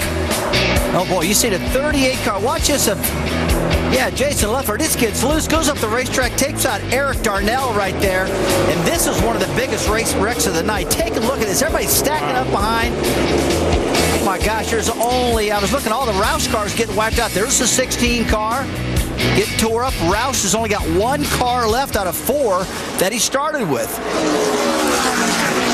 And so as you watch Kyle Busch with a huge lead, some of the other drivers who were contenders earlier have had different troubles. There is the 43 car, Casey Kane. We saw that just a minute ago on pit road to get that safety net, the window net put back up. And he referenced the big wreck that Richard Petty had back at Darlington many years ago that led to the innovation of that. Check this out if you've never seen this video before. Boy, just an unbelievable crash. And I think comes upside down, and you see the King hanging there upside down. Watch this thing when it stops. You just see his arm hanging out. There he hangs upside down, hanging out of the race car. That was the damage to the retaining wall at Darlington Raceway in South Carolina back then. The King hurt in that accident. And so again, as often is the case through racing, from bad things come good safety innovations, and that window net a must for drivers now. You got to pit if it's not up. Of course, Richard Petty, one of the nominees for the NASCAR Hall of Fame, and congratulations to him for that honor. Again, May 23rd of next year, the induction, along with Junior Johnson, Bill France Sr., Bill France Jr., and Dale Earnhardt. What a great group that was. I mean, just was a fantastic week here in Charlotte, the Hall of Fame. All 5 of those great guys getting ducked into it. I tell you what, going back to that window net a little bit, I mean, what a great run Casey was having, only to be taken out by something so small and really something so silly, I call it. I used to get in those cars and put a little piece of tape around there so you wouldn't have a problem. Race for 5th place here. 32, Brian Vickers. 33 is Ryan Newman. And the Vic moving forward. The Braun Racing Team running pink cars tonight, along with their sponsor, in support of the awareness of breast cancer and those who are suffering from it. And we tip the cap to them for that tonight. Remember that rain is approaching. We've had a lot of drivers have troubles tonight trying to rally back from that. You saw Kane with his issue. Joey Logano earlier was involved in that big wreck we just saw, the one off of turn 2 that had all the cars piling up in the aftermath. You see some of the damage on this 20 car. Logano pitted 8 times under the caution for that cleanup, and right now he's on the verge of pulling back into the top 10. And that was the key thing you just said there, Alan. Pitting 8 times. He's got that rear spoiler back in shape where it needs to be. The left-hand corner of the car aerodynamically is not nearly as important as the right rear corner. They spent some time. They got this car back in shape, and I'm watching the speeds right now. They're pretty respectable. Top 10 speeds at the moment for Logano. Some troubles for Mike Wallace. Engine failure being that's reported. Too bad. Mike was doing really a good job and got up around the top 15, run really hard, and was really racy. Hate to see Mike have trouble. Joey back into the top 10. That's the 10th spot he just took from Tony Stewart. And remember, on that 5 car, they've had concerns with the right front tire all night. He also had a little contact and a little 3-wide dust up after a restart. So Tony is falling backwards and sliding out of the top 10. Kyle Busch leading. His rival for the Nationwide Series Championship, Carl Edwards, is running in 4th place now. Key moment in this one tonight, Carl started on the pole, never led a lap, and has not gotten 5 bonus points toward the championship. That's big when you start on the pole and can't collect those bonus points when you're trying to catch a guy for the title. So how close is the rain? 84 laps to go, and these leaders coming up on a set of pit stops. I can't stand the rain. Back here at Lowe's Motor Speedway, where our aerial coverage provided by Goodyear. New Fuel Max tires help you get there on less gas. Calculate your savings at GoodyearTires.com. How about if we go up to speed with Nationwide Insurance? Let's start off with our race leader. Jamie, you're up. Well, it has been 11 races since Kyle Busch has gone to victory lane in the Nationwide Series. Could tonight maybe be his night? Well, the team right now, talking to the driver, he says the car is good. It's a little wiggly, but he likes it right now. They're looking at lap 133 to come in for a pit stop, Vince. Blaney may just be the story of the night in this race. He's running second after wall contact early in the race and a series of pit stops to fix his car. Blaney has one Nationwide Series win, and he got it right here at Lowe's in 2006. He's having a great night tonight. The 88 of Brad Keselowski, we expect him to be running up front, but he had to come from near the back to do it. He started 29th tonight, says the car is a little bit tight, but it's not too bad. He's having a pretty good run with it so far, up in the top 5. Dave? To try to beat the JGR juggernaut, Carl Edwards' group put together a brand new race car. It was ready before Fontana, but then when they got back from Fontana, they had to take it to the K-Rig on Monday, the 7 Post on Tuesday, the Wind Tunnel on Wednesday. They finally got it to the track here on Thursday, and that was the first time Carl sat in it. It was good enough for the pole. He needs to be freed up just a little bit to be better, Shannon. Well, one driver who knows about winning rain-shortened races here at Charlotte is Mike Bliss. He won this race earlier this season. This is a 3-race deal that he's doing with the 11 team. He said his goal is to finish in the top 10 in the points, despite playing musical chairs with teams for the rest of the season. Currently 7th with this great run in the point standings. Mike Bliss says the car is just a little bit tight. Jamie? And Brian Vickers in the 32 started 9th, but they were caught up in that big multi-car crash. They had a bunch of damage on the hood. Hats off to this team. They went to work. He made 3 pit stops to fix it. They remained on the lead lap. Brian said, guys, we've got a great race car. Let's keep digging. Shannon? Well, the 33 team, Ernie Cope, crew chief, said, you know, Charlotte is not my favorite racetrack. We don't ever really finish well here. Well, so far things have been pretty good for Ryan Newman tonight in that 33. He avoided the big wreck. He had to come through the grass. They came down pit road, made sure there was no damage, and there was none. The car is a little bit tight for the 33, but this is a good-looking run for Ryan Newman. Dave?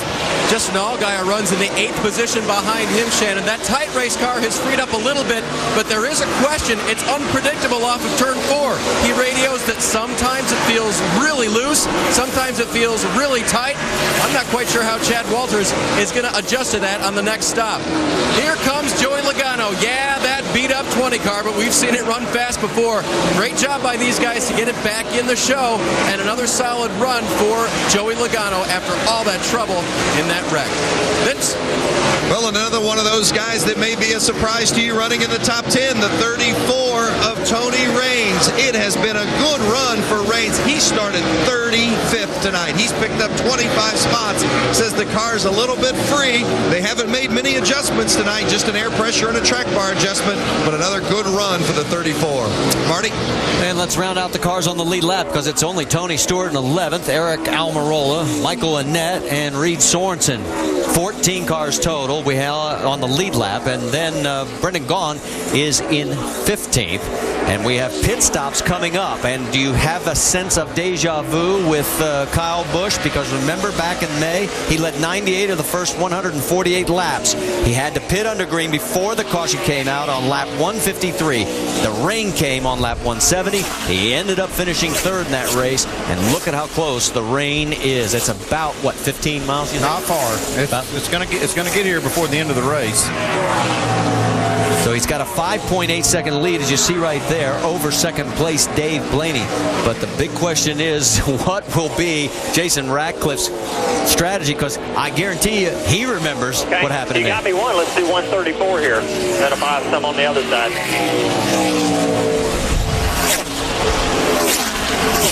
He's led 79 laps so far. We've had a total of 9 different lead changes. He's one of 6 leaders in this race, and we are 70 laps away. And Jason Keller's in. Let's go over the wall. Have a good one.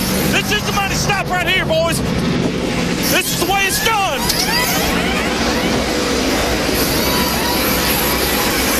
Whoa! Go, baby, go! Yeah! And the 87 of Dave Blaney is in. Vince? That's right. They're not going to make any changes to this car at all. That's how good it is. Just 4 tires and fuel for Blaney. Dave? Tony Stewart said make half the adjustment, half more of the adjustment you made last time. That was track bar and a spring rubber in the left rear. The biggest problem has been that left front fender that was banged in.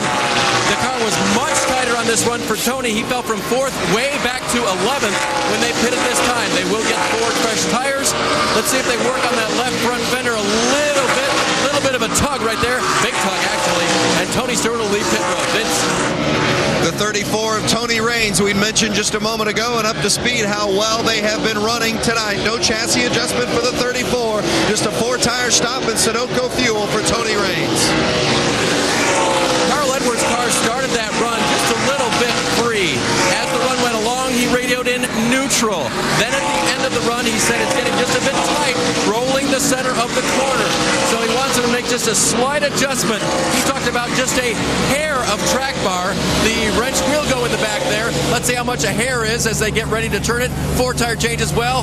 That's a full round, so that's a little bit more than a hair. They think they needed it. He'll get 4 fresh tires. At the time, he was running in 4th position when he hit pit road.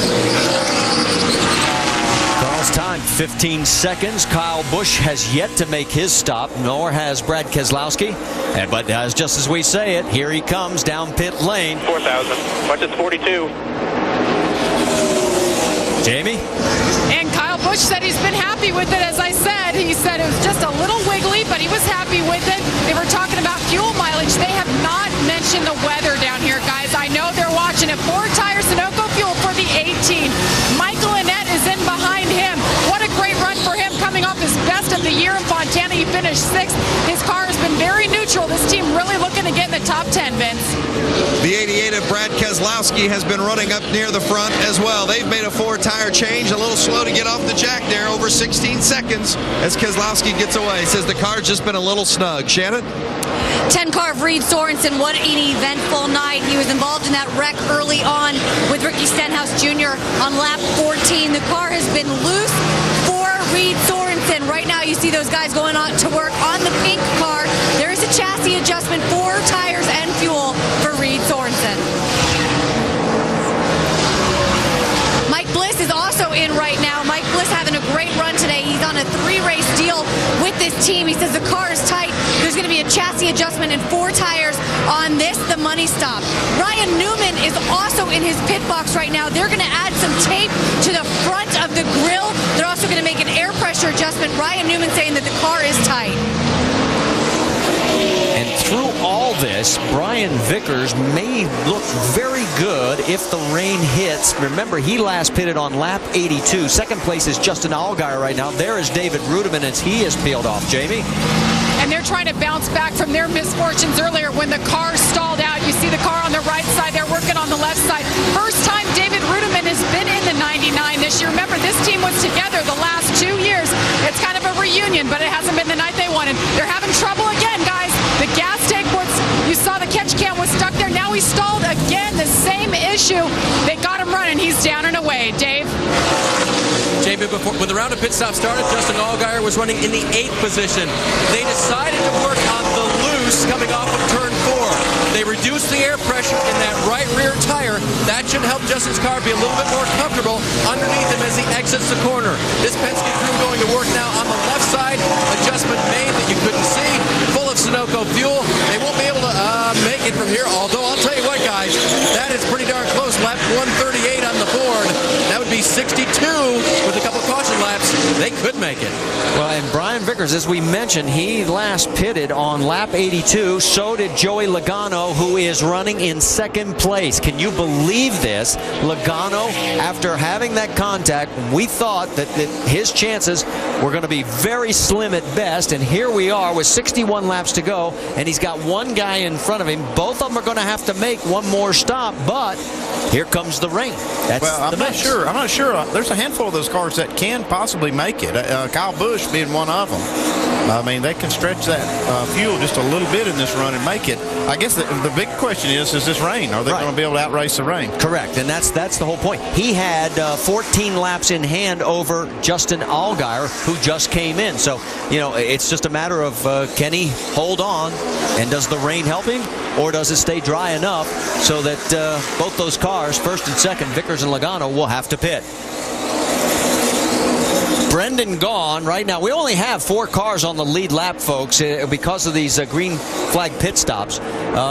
Tony Raines is a lap down because he did pit. It is Vickers, Logano, Brendan Gaughan, who's 27 seconds behind the race lead, and Kyle Busch, who is 29 seconds. Kenny Wallace is shown in 5th, 1 lap down. This has really turned into a bizarre flip. Yeah, and this is a lot different than a lot of other tracks. Vickers is getting ready to come on to pit road, but he hasn't been losing any time. Matter of fact, he's running as fast as anybody out there on fresh tires. And you can take a look at the fuel window right there as they are winding down. And it's just a matter. Brian Vickers just saw that, so he's coming in for fuel.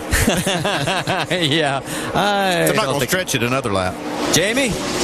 See, the teams and the drivers do watch and listen to us. It was time for Brian Vickers to come in. Remember, they had a lot of damage on the nose of this car, and it has remained a rocket ship. This team's last win came with Kyle Busch last year. They're hoping to get it done tonight. 4 tires, and as you heard Brian Vickers on the radio, the car is good. It's the best it's been all night, guys. So obviously his fuel mileage there late in the run as we stayed green. We talked about how many laps he had in hand, but not able to stretch it as far as they wanted to be able to. So he goes back out. Means that Joey Logano now takes over the race lead, but he's got to stop coming up as well. Logano last pitted on lap 82. You can see his cycle here.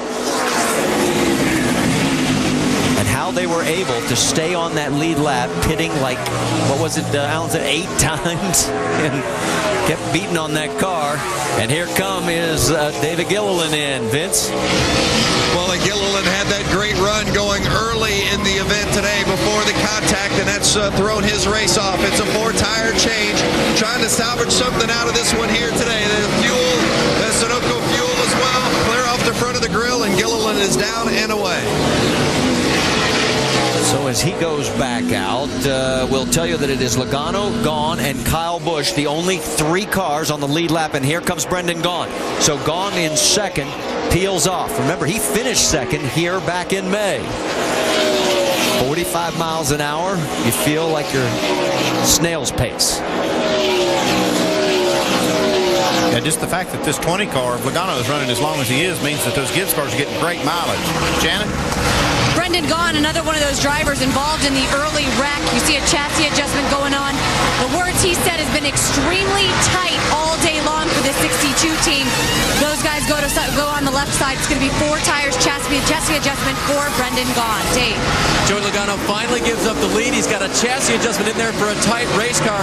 And guys, for the last 12 laps, he's been fending off, if you will, mentally a vibration in that race car. So many things banged up in there. I'm not surprised. They're going to get it full of fuel, and if their mileage stays where it is, he should be able to make it to the end. Well, all those cars that were a lap down are breathing a little easier because we're starting to see the pits cycle through, and now we show a total of 9-10 cars on the lead lap, and it will continue to grow because we've got a couple of more cars still to go, and the caution did not come out. So this race still not over. The complexion keeps changing. Kyle Busch out in front. We are under caution here at Charlotte. Our aerial coverage provided by Goodyear. New Fuel Max tires help you get there on less gas. Calculate your savings at GoodyearTires.com. After the cycle of green flag pit stops, Kyle Busch is the leader. Carl Edwards, Joey Logano, Kasey Kahne, Brad Keselowski, Jeff Burton, and Tony Raines are the guys that have stopped under the caution. Meanwhile, Kyle Busch, Dave Blaney, Brian Vickers, they have stayed on the racetrack and run in the top 3 spots. So what happened to bring out this yellow flag? Well, trouble in turn number 2. Yeah, imagine that. Yeah, off the turn 2. We've been talking that all day long, haven't we, Brad? Here's Kevin Conway gets loose. Boy, the baby starts pushing in front, and then the rear comes around. He stays in the throttle. Does a good job holding on to this baby, and look at the guys behind him do a good job getting around him. Watch Michael Annett come into the picture here in that yellow and red car. Look at him. Whoa! Gets her woed up and gets around him. But I tell you, yet another caution on a caution-filled evening. Hope we can get these guys through these last 51 laps like Sim finish under green flag. Rain approaching. The leaders should be able to make it from here to the finish on fuel. Don't think that's a problem anymore. The real problem is the guy driving that 18 car. He's real fast, and they haven't been able to slow him down yet.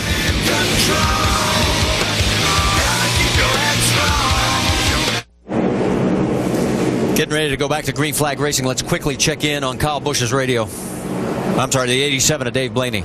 Yes, take care of the fuel. If it does go green or go all the way, Dave, we'll need it. And there's rain coming. It's not far away. It's at 77-85 junction right now, so it could rain on us in the next 10 minutes.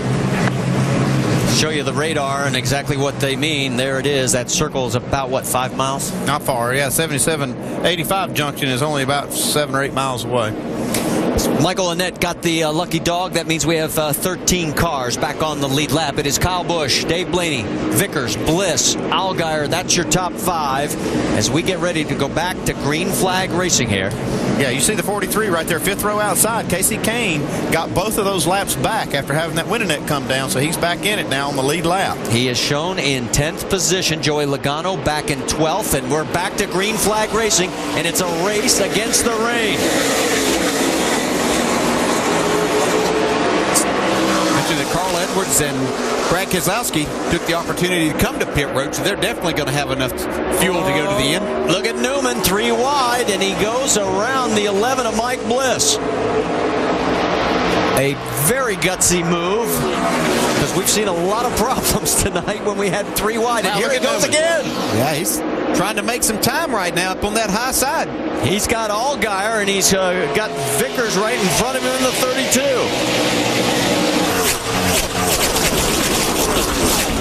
Out in front, we can tell you Kyle Busch is pulled away already by half a second.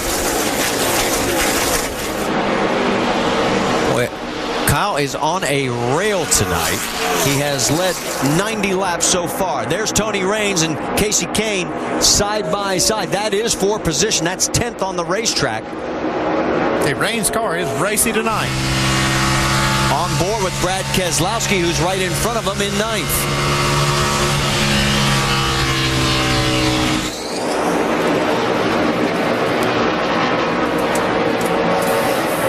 There is what's left of Stephen Wallace's 66 car. Remember, they said they were going to try and get back out into the race, try and pick up a few laps. He is 88 laps down, but they're going to try and pick up as many points as possible. On the right side of your screen, Casey's got the 88 of Brad Keselowski in his sights. Yeah, Jason Leffler came out earlier with his damaged race car, could only make about a lap and had to take it back to the garage area. Let's go back and check on the race lead. Kyle Busch is almost up to a full second, Jamie. Well, guys, I said in the last update, this team has not mentioned weather to Kyle Busch. And I know they're watching what we're watching, and they see the blob coming. So my question for Andy is, as a crew chief, what do? Do you tell your driver who's leading that rain is close? He's already pulled out a second lead. I don't think it would have gone much faster. No need to tell him right now, really. If he's out front and he's kind of in control, there's no need to tell him that rain's coming, because if it starts raining right now, he's sitting in the catbird seat. Carl Edwards, Jeff Burton, that's 4th position, as was the pair right behind him, Brad Keselowski and Casey Kane. There is Newman. He's got the high side on the 11 of Bliss. Vickers, his next target. That is all 4th position as well. So we've got good action both sides of your screen. There goes Newman. He's clear. He has cleared the 32. Yeah, that's most of what we've seen him show all night long. He is up to 4th. Making nice adjustments on this car for Ryan Newman. You're killing him in 3 and 4. In fact, now it's up to 3rd, I should say. And it is now Casey getting underneath the 88. And here comes Logano. That's a little further back. That's for 10th. Put Kane up to 9th as he gets around Keselowski. Then put Logano in 11th. Justin Allgaier goes underneath the 32, so Vickers starting to go backwards. Dave? By the way, just checking in on Justin Allgaier's fuel situation. Chad Walter nodded that they were okay to go till the end. And just think where this team has come this year with a rookie driver, basically a single-car team, and no cars built in December of 2008. A great run for Justin Allgaier here at the Lowe's Motor Speedway as we see that battle on the left as well, Keselowski and Logano. While all this is going on, you mentioned Allgaier and the battle. We can tell you the 66 is back in pit road, so we'll keep you updated on that. But there's so much good action going on out there, and there you see Logano clearing and taking over the position for 10th over Keselowski. He's got Casey Kane right in front of him. Meanwhile, it is now Kyle leading by 1.5 seconds with about 40 laps to go. 35 laps to go this time by. You can see this is all for position on the racetrack with Jeff Burton. And we just got word the 20, you see on the back of the car, that piece of metal hanging down, he has been black flagged. So Joey Logano's chances for a 3 in a row, which looks a lot better than they did a few minutes ago when he was in that big crash, now are going to go away because under the green, he's probably going to go a lap down. Yeah, they've done a great job to keep this car in contention after having it torn up so much, but they are going to have to come in and clean this up and get that piece that's dragging off of there before it falls off and goes through somebody's grill, or even worse, flying up in the stands or something. So they want to get that cleaned up. Well, Jeff Burton leads that freight train. Kasey Kahne, Carl Edwards, Brad Keselowski, and Logano. And we're on board with Carl. And there goes Kahne around Burton. He's finally able to get to the outside of Jeff Burton. They've been trying to pass Jeff on the inside and couldn't make that work. Jeff can keep the momentum. Here comes Carl. So the high line looks like the way to go, and here comes Keselowski. So all of a sudden, Jeff Burton drops 3 spots that quick. Joey Logano's on pit road now to get that piece of the bumper pulled off. Meanwhile, we'll tell you Kyle Busch has a 1.9-second lead over Dave Blaney, and Blaney has like a 2-second lead over third. So nothing happening up front. This is where the best action on the racetrack is. Yeah, we were talking about the rain stopping Kyle Busch. I think the only thing to stop Kyle Busch is if these other competitors don't behave and we have some more caution time. Well, let's check in with his crew chief, Jamie. Well, Jason Ratcliffe's sitting here. Jason, a while ago, you guys were a couple laps short. How are you looking now? I think with that last caution, we should be pretty good. We're probably 1 lap to the good, so we'll see here. It looks like we got some weather coming. I don't think it'll get here before the scheduled distance, but if we get a green-white checker, it'll be close. I know some other cars are probably within a lap as well, but our Z-Line Designs Camry's been good all night. The guy's done a great job on pit road, and it's good to have our driver back in good health. All right, well, you know the weather's coming, but your driver, I don't think, knows, so we'll wait until the end and see what happens. Well, there goes Kasey Kahne around Allgaier. That is for 6th. And to put a period on Kyle as we get ready to head to break, he has won 4 times following a DNF for a crash, 2 of which came right here at Lowe's last season. Stay with us. Because Stephen Wallace is in trouble again. He had picked up 4 spots. Pull up to the garage here, guys. Let's clean up here. That's all we can do. Good job, everybody. Steve.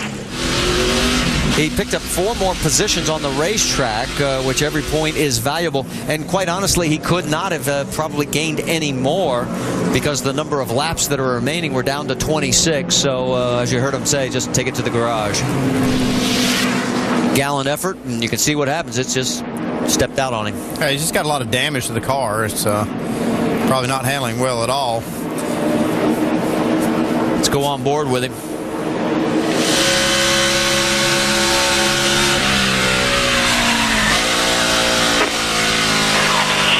Easy. Just hold the brake. We just spun. Hold the brake, buddy. Hold the brake. Hold the brake. Hold the brake. Everything's cool. We're on the apron. We'll be coming to you. Flat spotted. But you have a minimum speed that you have to keep up, and Stephen was trying to get everything that he could to make sure he could do that to get as many laps there. And the lucky dog this time will go to Tony Stewart. That's right, Tony had just gone a lap down, so that'll give us 13 cars on the lead lap. And yes, Joey Logano did go a full lap down when he had to come in for that black flag penalty. He is shown in 14th position.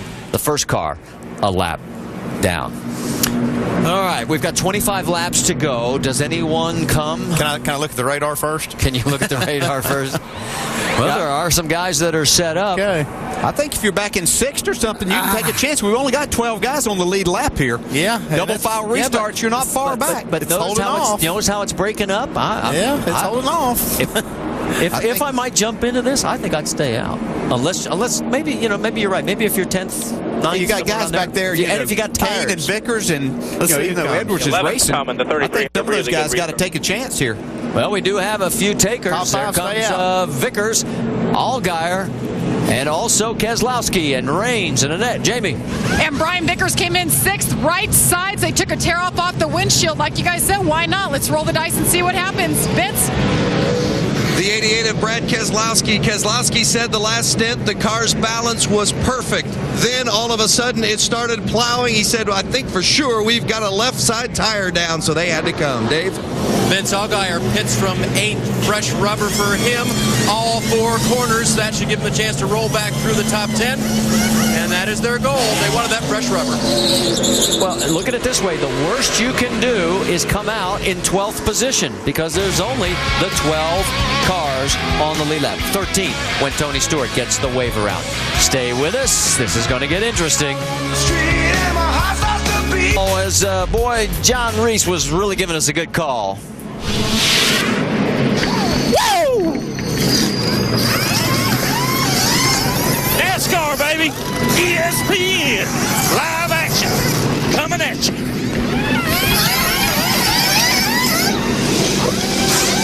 Woo, a little close on my jack post. Go, baby, go, go, go, go, go. And it does not end there. Look at this. Is it Will Farrell? No, it's the NASCAR safety crew. But, boy, he was hustling out there. And look at this. It's like, here, come on, follow me. Help me, Jesus. Help me, Tom Cruise. He is hustling now. Oh, golly. He'll need a break after And he was out of breath. Trust us. We saw him climb into that truck fight. Look at it. He's still going. You're not on fire, Ricky Bobby. There he is. There he is. Yeah. Woo! Okay. 21 laps to go. This time by. Lights are out on the pace car. It is Kyle Busch, Dave Blaney, Mike Bliss, Ryan Newman, Casey Kane, Carl Edwards. That is your top 6. As we said, there are 13 cars on the lead lap, and a bunch of them at the back have some fresh tires. What's going to happen? Let's find out. Whoa, look at Burton looking down low, trying to make it 3 wide underneath Casey Kane. Hang on, boys. That's Carl on the high side in the 60. It's not the first time these 3 have been 3 wide. They've been racing hard all night. Down the backstretch, they survived turn 2. They look like they may want to try it again. Better minds prevail. We're only down to 2 wide. Yeah, Vic is in that 32. He got 2 fresh tires there on that pit stop. There's second place. Look at Ryan Newman. High side on Blaney. Here comes Bliss as well, the guy who won this race back in May. Kyle Busch has opened up a half a second lead. Are you surprised? On board with Carl Edwards. And Blaney back on the high side, though. Got a nice run off of turn 2. Bliss says, no, I'm going to shoot right back. Man. Yeah, but I don't think he's going to clear him. Oh, going to get squeezed. Ooh, that was tight. That was. All right, we're down to 19 laps to go. Blaney still trying to take the position back on the high side. What it's doing is allowing the 2 cars in front of him to run away and hide. So Kyle Busch, and remember, Ryan Newman had a car that during practice and qualifying was not very good. Further back, that's Michael Annett in the 15. Here comes Logano on the high side of the 29. There's Justin Allgaier just a little further back with Tony Raines. That all 4 position. Well, Logano is still a lap down. That's the only one in this group that is not in position. Joey is the first car 1 lap down. If we would get 1 more caution, he'd be back on the lead lap.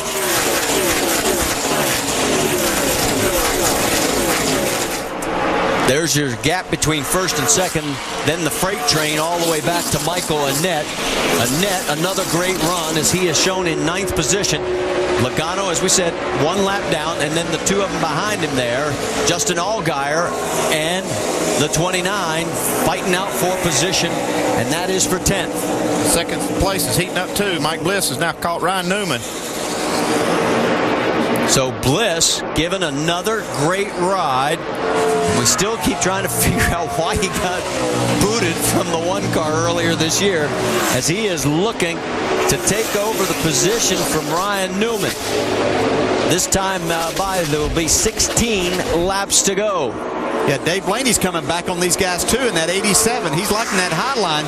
That's where he's been making his time. Took him a few laps to get wound up. He lost quite a few spots on that restart. The problem is Kyle Busch is running 0.4 of a second quicker every lap than the next 3 cars, even when they're in line. I think they conceded that. This is a battle for second for tonight. Blaney looking for the high line, see if that'll give him any boost. Doesn't seem to work on that corner. Right here is where that works. You get that big run down the straightaway. Now he's getting up on the outside of Bliss. Going down into 1, you see the sparking still from Ryan's 33. You can see the run that Dave Blaney can get on that high side. He just needs a little bit of room to get to that right rear quarter. Then he can slow the guy down in front of him. Now Bliss is going to try that. Yeah, he had the big run. Blaney did, and he didn't want to go to the inside. He knows he wants that outside. Looks like Bliss is giving it all it's got right here. This is the best action we have on the racetrack because Kyle has opened up a 2.5-second lead just that quickly. There'll be 13 laps to go next time by the stripe. Newman, who has won here before in the Nationwide Series in 2 starts with another top 5 finish. Looks like he's on to another one here. Right side is the battle for second. Left side is the battle for 9th. Boy, Michael and Ned doing a great job here. The 2 rookies going after each other. Here comes Burton on the high side of the 12, and he takes the position away. You can remember Allgaier got 4 tires on that last pit stop. Tony Raines there. Great run for Tony Raines tonight, sitting there in the 12th spot. There are 13 cars on the lead lap. Tony Stewart behind these guys in 13th. On the right side, Newman's under attack again. Yeah, Bliss has got him this time. Bliss has got the momentum. Down into 1 they go, and yes, move Mike Bliss into 2nd place. Look at Allgaier side by side with Burton on the left side. And all of a sudden, Newman's in trouble from the 87 on the right side of the screen. Blaney's underneath him. Yeah, this will be a little tougher pass than what Mike Bliss made on that high side. Blaney's able to get back to the throttle and is going to clear him. Allgaier finally clears the 29, so all of a sudden Newman has dropped back 2 positions to 4th. And look at Bliss. He has pulled out a nice margin of about 0.8 of a second now. But there is your race leader, Kyle Busch. He's wrapped up the 5 bonus points. And we were worried that maybe he might have another bad race. Right now, he's looking for race win number 7 this year. Carl Edwards, he's shown in 6th spot right now as Vickers gets around him, and they swap that spot to move Vickers into 5th.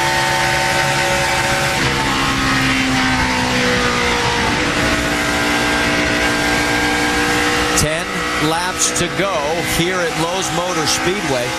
Right now, everything's sort of all of a sudden settled down into single file. See Kyle Busch there. Here comes Mike Bliss, Dave Blaney, Ryan Newman. That is lap traffic in front of Kyle. The 42 of Eric Almirola. Looking to see if anybody is closing. Almirola does the smart thing, gets out of the way. And you can see that right now, not a lot of great side-by-side going on. A little deeper back in the field. But those guys are a lap down or more. The gap up front right now at 2.4 seconds. The last lap, Mike Bliss is running exactly the same lap time, 30.5. You see how hard this weather is to predict. We thought it would be raining before the end of the race. It's 8 laps to go, and the rain is holding off. The 2 rookies side by side, Justin Allgaier and Michael Annett. That's for 9th. Move Allgaier into 9th, bump Annett back to 10th. Here comes Jeff Burton to take a look at Michael. Annett on the low side. Burton wants that low line too. They'll go nose to tail down in towards turn 1. See Michael Annett driving really hard right now. He knows that another top 10 would be a huge boost for this race team, but slides up a little bit and Jeff Burton gets underneath. Burton side by side with him. Can he make the pass stick this time? And it looks like he's cleared him. Yes. Oh, and then that's into the wall. Get it going. You're fine. You're fine. Hey, you're fine. Always easy for the spotter to say. Yeah, you're fine, except for those right side tires that have been smacked in the wall and the sheet metal rubbing the tires. And we'll keep our eye on Michael. So Here comes Vickers now as he's making a run on Newman for 4th. So all of a sudden, Newman's car is going in the wrong direction. Yeah, he's going the wrong direction. It took those 2 tires of Brian Vickers to wait a little while before they came in, but he's really on the move now. Back behind him, Michael Annett almost in the wall again off of turn 4. Annett needs to be careful. He's got a nice run in jeopardy here if he puts it into the wall one more time. Yeah, he lost that 11th spot to Tony Raines. We've only got 13 cars on the lead lap. Here is the battle with Vickers again trying to go underneath the 33 of Newman. This is for 4th. They're side by side with only 4 laps to go. Vickers looks like, can he make it stick? That's lap traffic on the high side. That's Chase Miller. Look out. And it allows Vickers to get on through and take over the position. Can he hold on to it, though? Yeah, Carl Edwards hoping they might race side by side for a couple more laps. Let him get there and see if he can make up a couple of spots. Here comes Ryan back on the high side. Can't carry the momentum. 3 laps to go. Carl Edwards and Brad Keselowski. All of a sudden, Brad saying, hey, I got to exert my muscle here. Remember, he has a string of 8 top 5s in jeopardy. He's done it 8 times in a row, and right now he's running 7. I know we're watching these guys. How about Mike Bliss in this 11 car? Been in a couple times, finished 2nd at Dover. Just a great run. Really showcasing his talents, isn't he? He is 2.6 seconds behind Kyle Busch. There is Kyle. But once he got to 2nd spot, though, he was just as fast as Kyle Busch. He's a little too late. Again, a 30.7 for each of those front 2 cars. So he has matched Kyle. The problem is he can't cut into it. And the laps are winding down. And here goes Carl Edwards around Ryan Newman. So move Edwards into 5th, Newman back to 6th.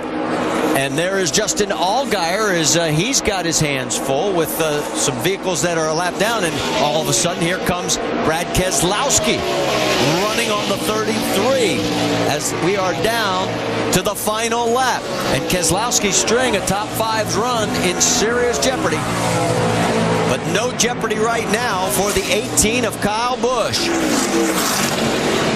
He is going to end an 11-race streak where he has not won by taking the checkered flag here at Lowe's Motor Speedway and winning.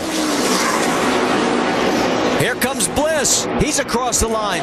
Here comes the battle with Blaney 3rd, Vickers 4th, Edwards. And there you see it's Keselowski. Yeah. He gets 6th, but it does break his string of top 5 finishes at 8 in a row. Guys, awesome job. Thank you. This car was on rails, man. You guys are great. 7th win of the year for Kyle Busch. Sounded like everything was working perfect tonight except the radio. Let's go to Vince. Well, it's been a while since you guys have won one. It's been a dominating season, but I know some ups and downs last week. How good does it feel to be back in victory lane today, Jason? Boy, it feels awesome. We got to praise the Lord for perseverance. You know, it seems like it's been a long time. It really hadn't. You know, we're just 11 races in a row. It's a long time for you guys. Yeah, we're just spoiled rotten because of our this driver we got. So we got to thank Kyle. Man, it's good to have him back and healthy this week. A great job by this whole team. I mean, just an awesome group of gentlemen. It's an honor for me to work with them.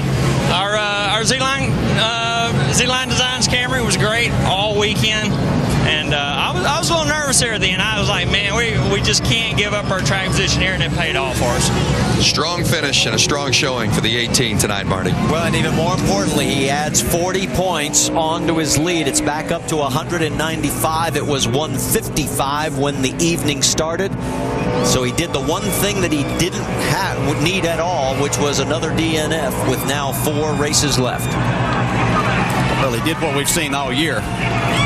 Just dominate races, and other times he might not have been quite as fortunate as we see him get out and stand up, take his bow, I'm sure. We had 8 different leaders, 12 lead changes, but Kyle led 137 of those laps as he gets the checkered flag, salutes the crowd, and we'll get a chance to talk to him in victory lane when we come back to Lowe's Motor Speedway.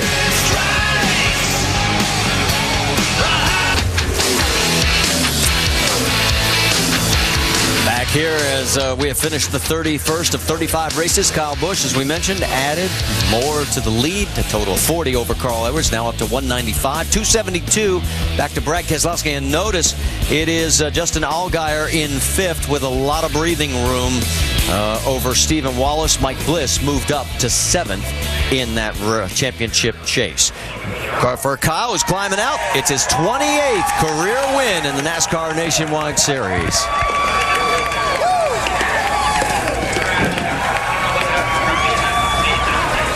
Jamie, let's talk to the winner.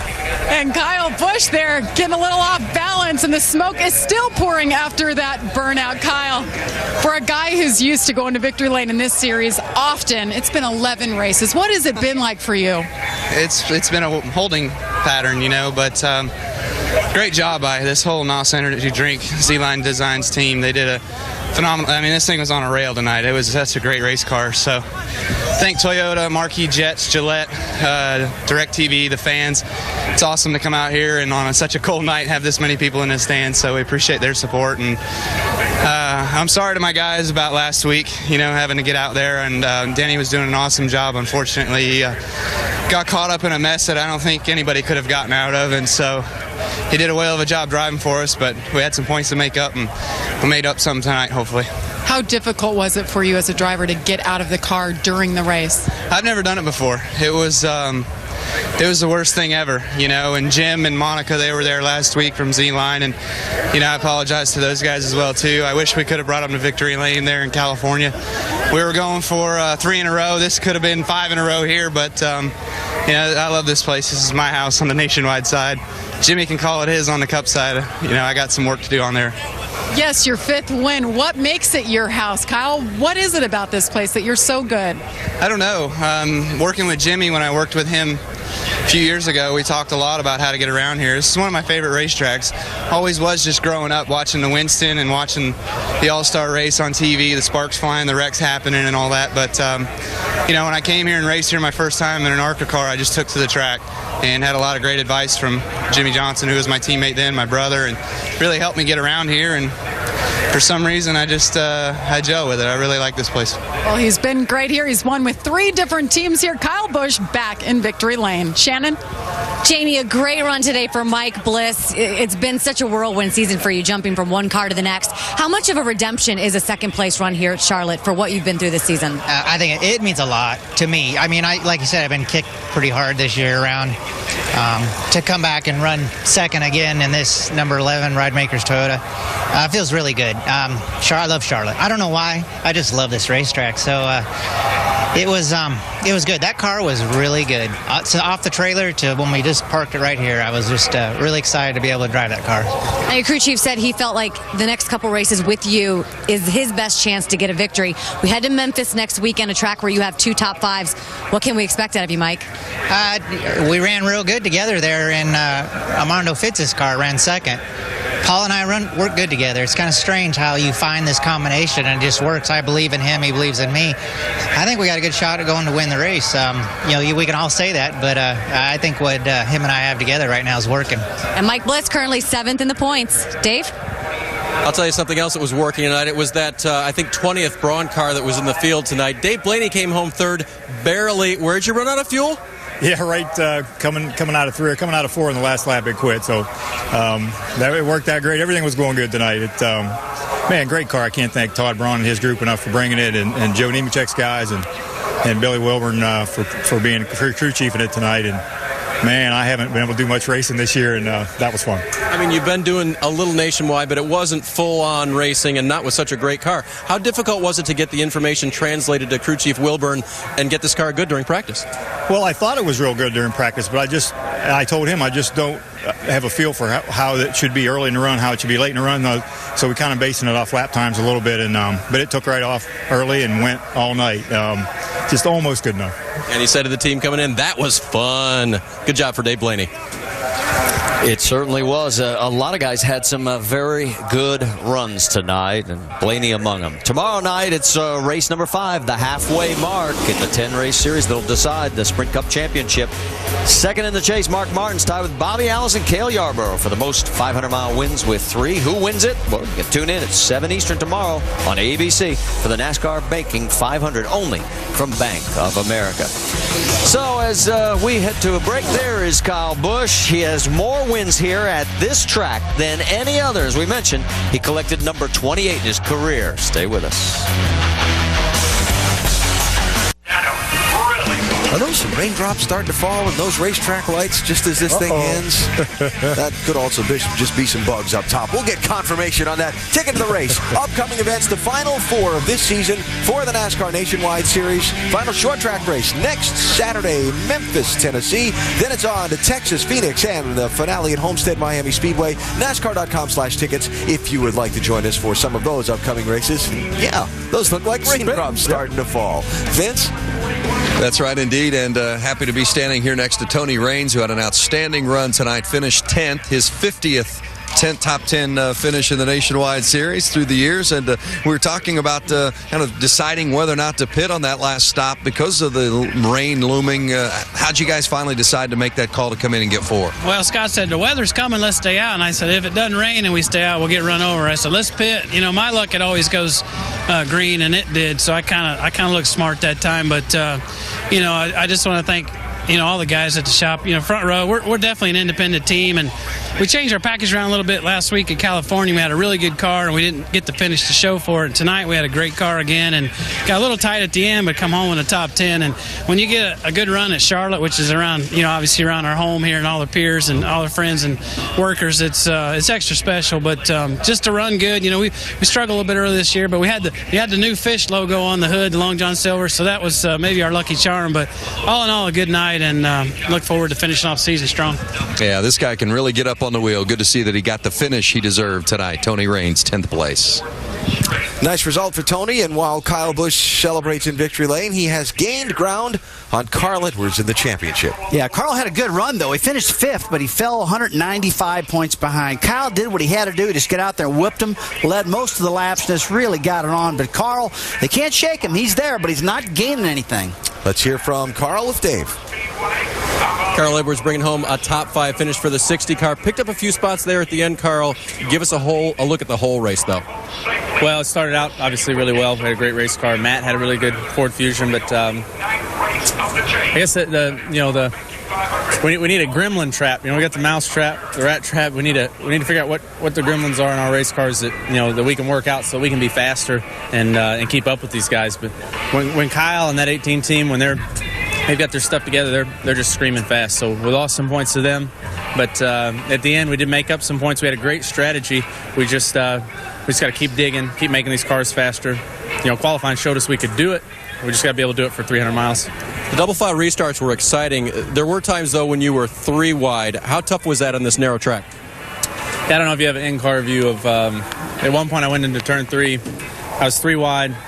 And I let the 2 guys go, and my spotter, Jason Hedleski, said, 3 wide, 3 wide. And I thought, he just didn't see that they were. And then 2 more guys went around me, and I thought, man, these guys are racing hard. So pretty exciting racing out there. I mean, that's really pretty fun. I mean, with the restrictor plates, you can't get away from people, but it leads to that kind of racing. So just wish we could have been a little faster with it. That makes it more fun. But you did bring the car home in one piece, a top 5 for Carl. And we did see that live on the air as Carl went 3 wide twice in a row, not necessarily by choice. And again, a 5th place run, and he trails by 195 points as the Nationwide Series heads on to Memphis. Reminder that tomorrow night, the NASCAR Sprint Cup Series in race 5 in the chase for the Sprint Cup. The Banking 500, 7 Eastern tomorrow on ABC. NASCAR Now, pre-race and post-race from here in Charlotte. 10 a.m. tomorrow morning, ESPN2. Then late Saturday night at 12:45 to wrap up the race. And as mentioned, this Nationwide Series on to Tennessee and Memphis next Saturday. Coverage at 3 Eastern on ESPN2.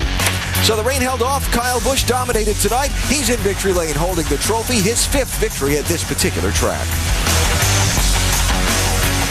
7 Eastern ABC tomorrow night. So Brian Vickers finished 4th tonight. We've heard from the other top 5 finishers. Let's hear from him. Well, Brian Vickers' car did not look pretty pulling onto pit lane, but it got a top 5 finish. Can you describe what this night was like for you guys? It was a long night. We had a really good car. The Dollar General Toyota started out good, and then we got in that crash. And I don't know what happened. I don't know who caused it. It happened so far ahead of us.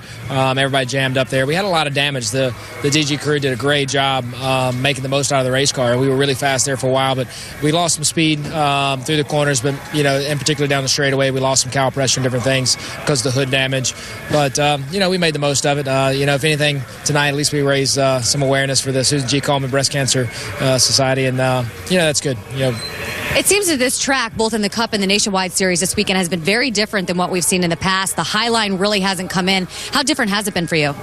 Yeah, it's a little bit. I think maybe the high line didn't come in as much in practice because it was, it's colder later, and I think that it plays a factor. I still believe it will tomorrow. For the Nationwide cars to be running up top, usually the Cup cars are guaranteed to go there. These cars are practically running wide open around the bottom, so it's very challenging to get these cars fast up top. There was several runs there towards the end where I was really quick up top, so I think it'll be a good race tomorrow night. Brian Vickers' top 5 finish. Next time we'll see him in this car is in Texas. All right, Shannon, thank you. So as Kyle Busch continues to have the photos taken in Victory Lane, when we came on with NASCAR Countdown, we talked about a few things we said might happen. They did. They did. I saw some folks bust their rear ends like I predicted. Guys racing for their jobs? We talk about driving for a job, and Mike Bliss, he's the guy that did the best job that night. Man, he just didn't do a little bit of it. A second-place finish, a great job out of Bliss. Somebody's going to hire that guy. And Kyle Busch. Kyle Busch brought a baseball bat to a pillow fight, baby. When he loads up that Nationwide car, it's home. Kyle Busch has now led 41% of the Nationwide Series laps this season. He is in Victory Lane again. Coming up next, 2009 ESPNU Midnight Madness. It's hoops time again. Yes, it is, baby. So, Kyle Busch has scored now his 5th victory at this racetrack. Started back in 2004, winning for Hendrick Motorsports. 12 months later, he did it again. Same race, same team. Then Kyle Busch ripped off a string of 3 in a row here at this racetrack, taking both of them in 2008. The first one for Braun Racing, the second one for Joe Gibbs Racing. That one last October, and then tonight, Kyle Busch went on to Victory Lane again, his 5th victory here at Lowe's Motor Speedway, Charlotte. This has been a presentation of ESPN, the worldwide leader in sports. Chase race number 5 from here tomorrow night on ABC.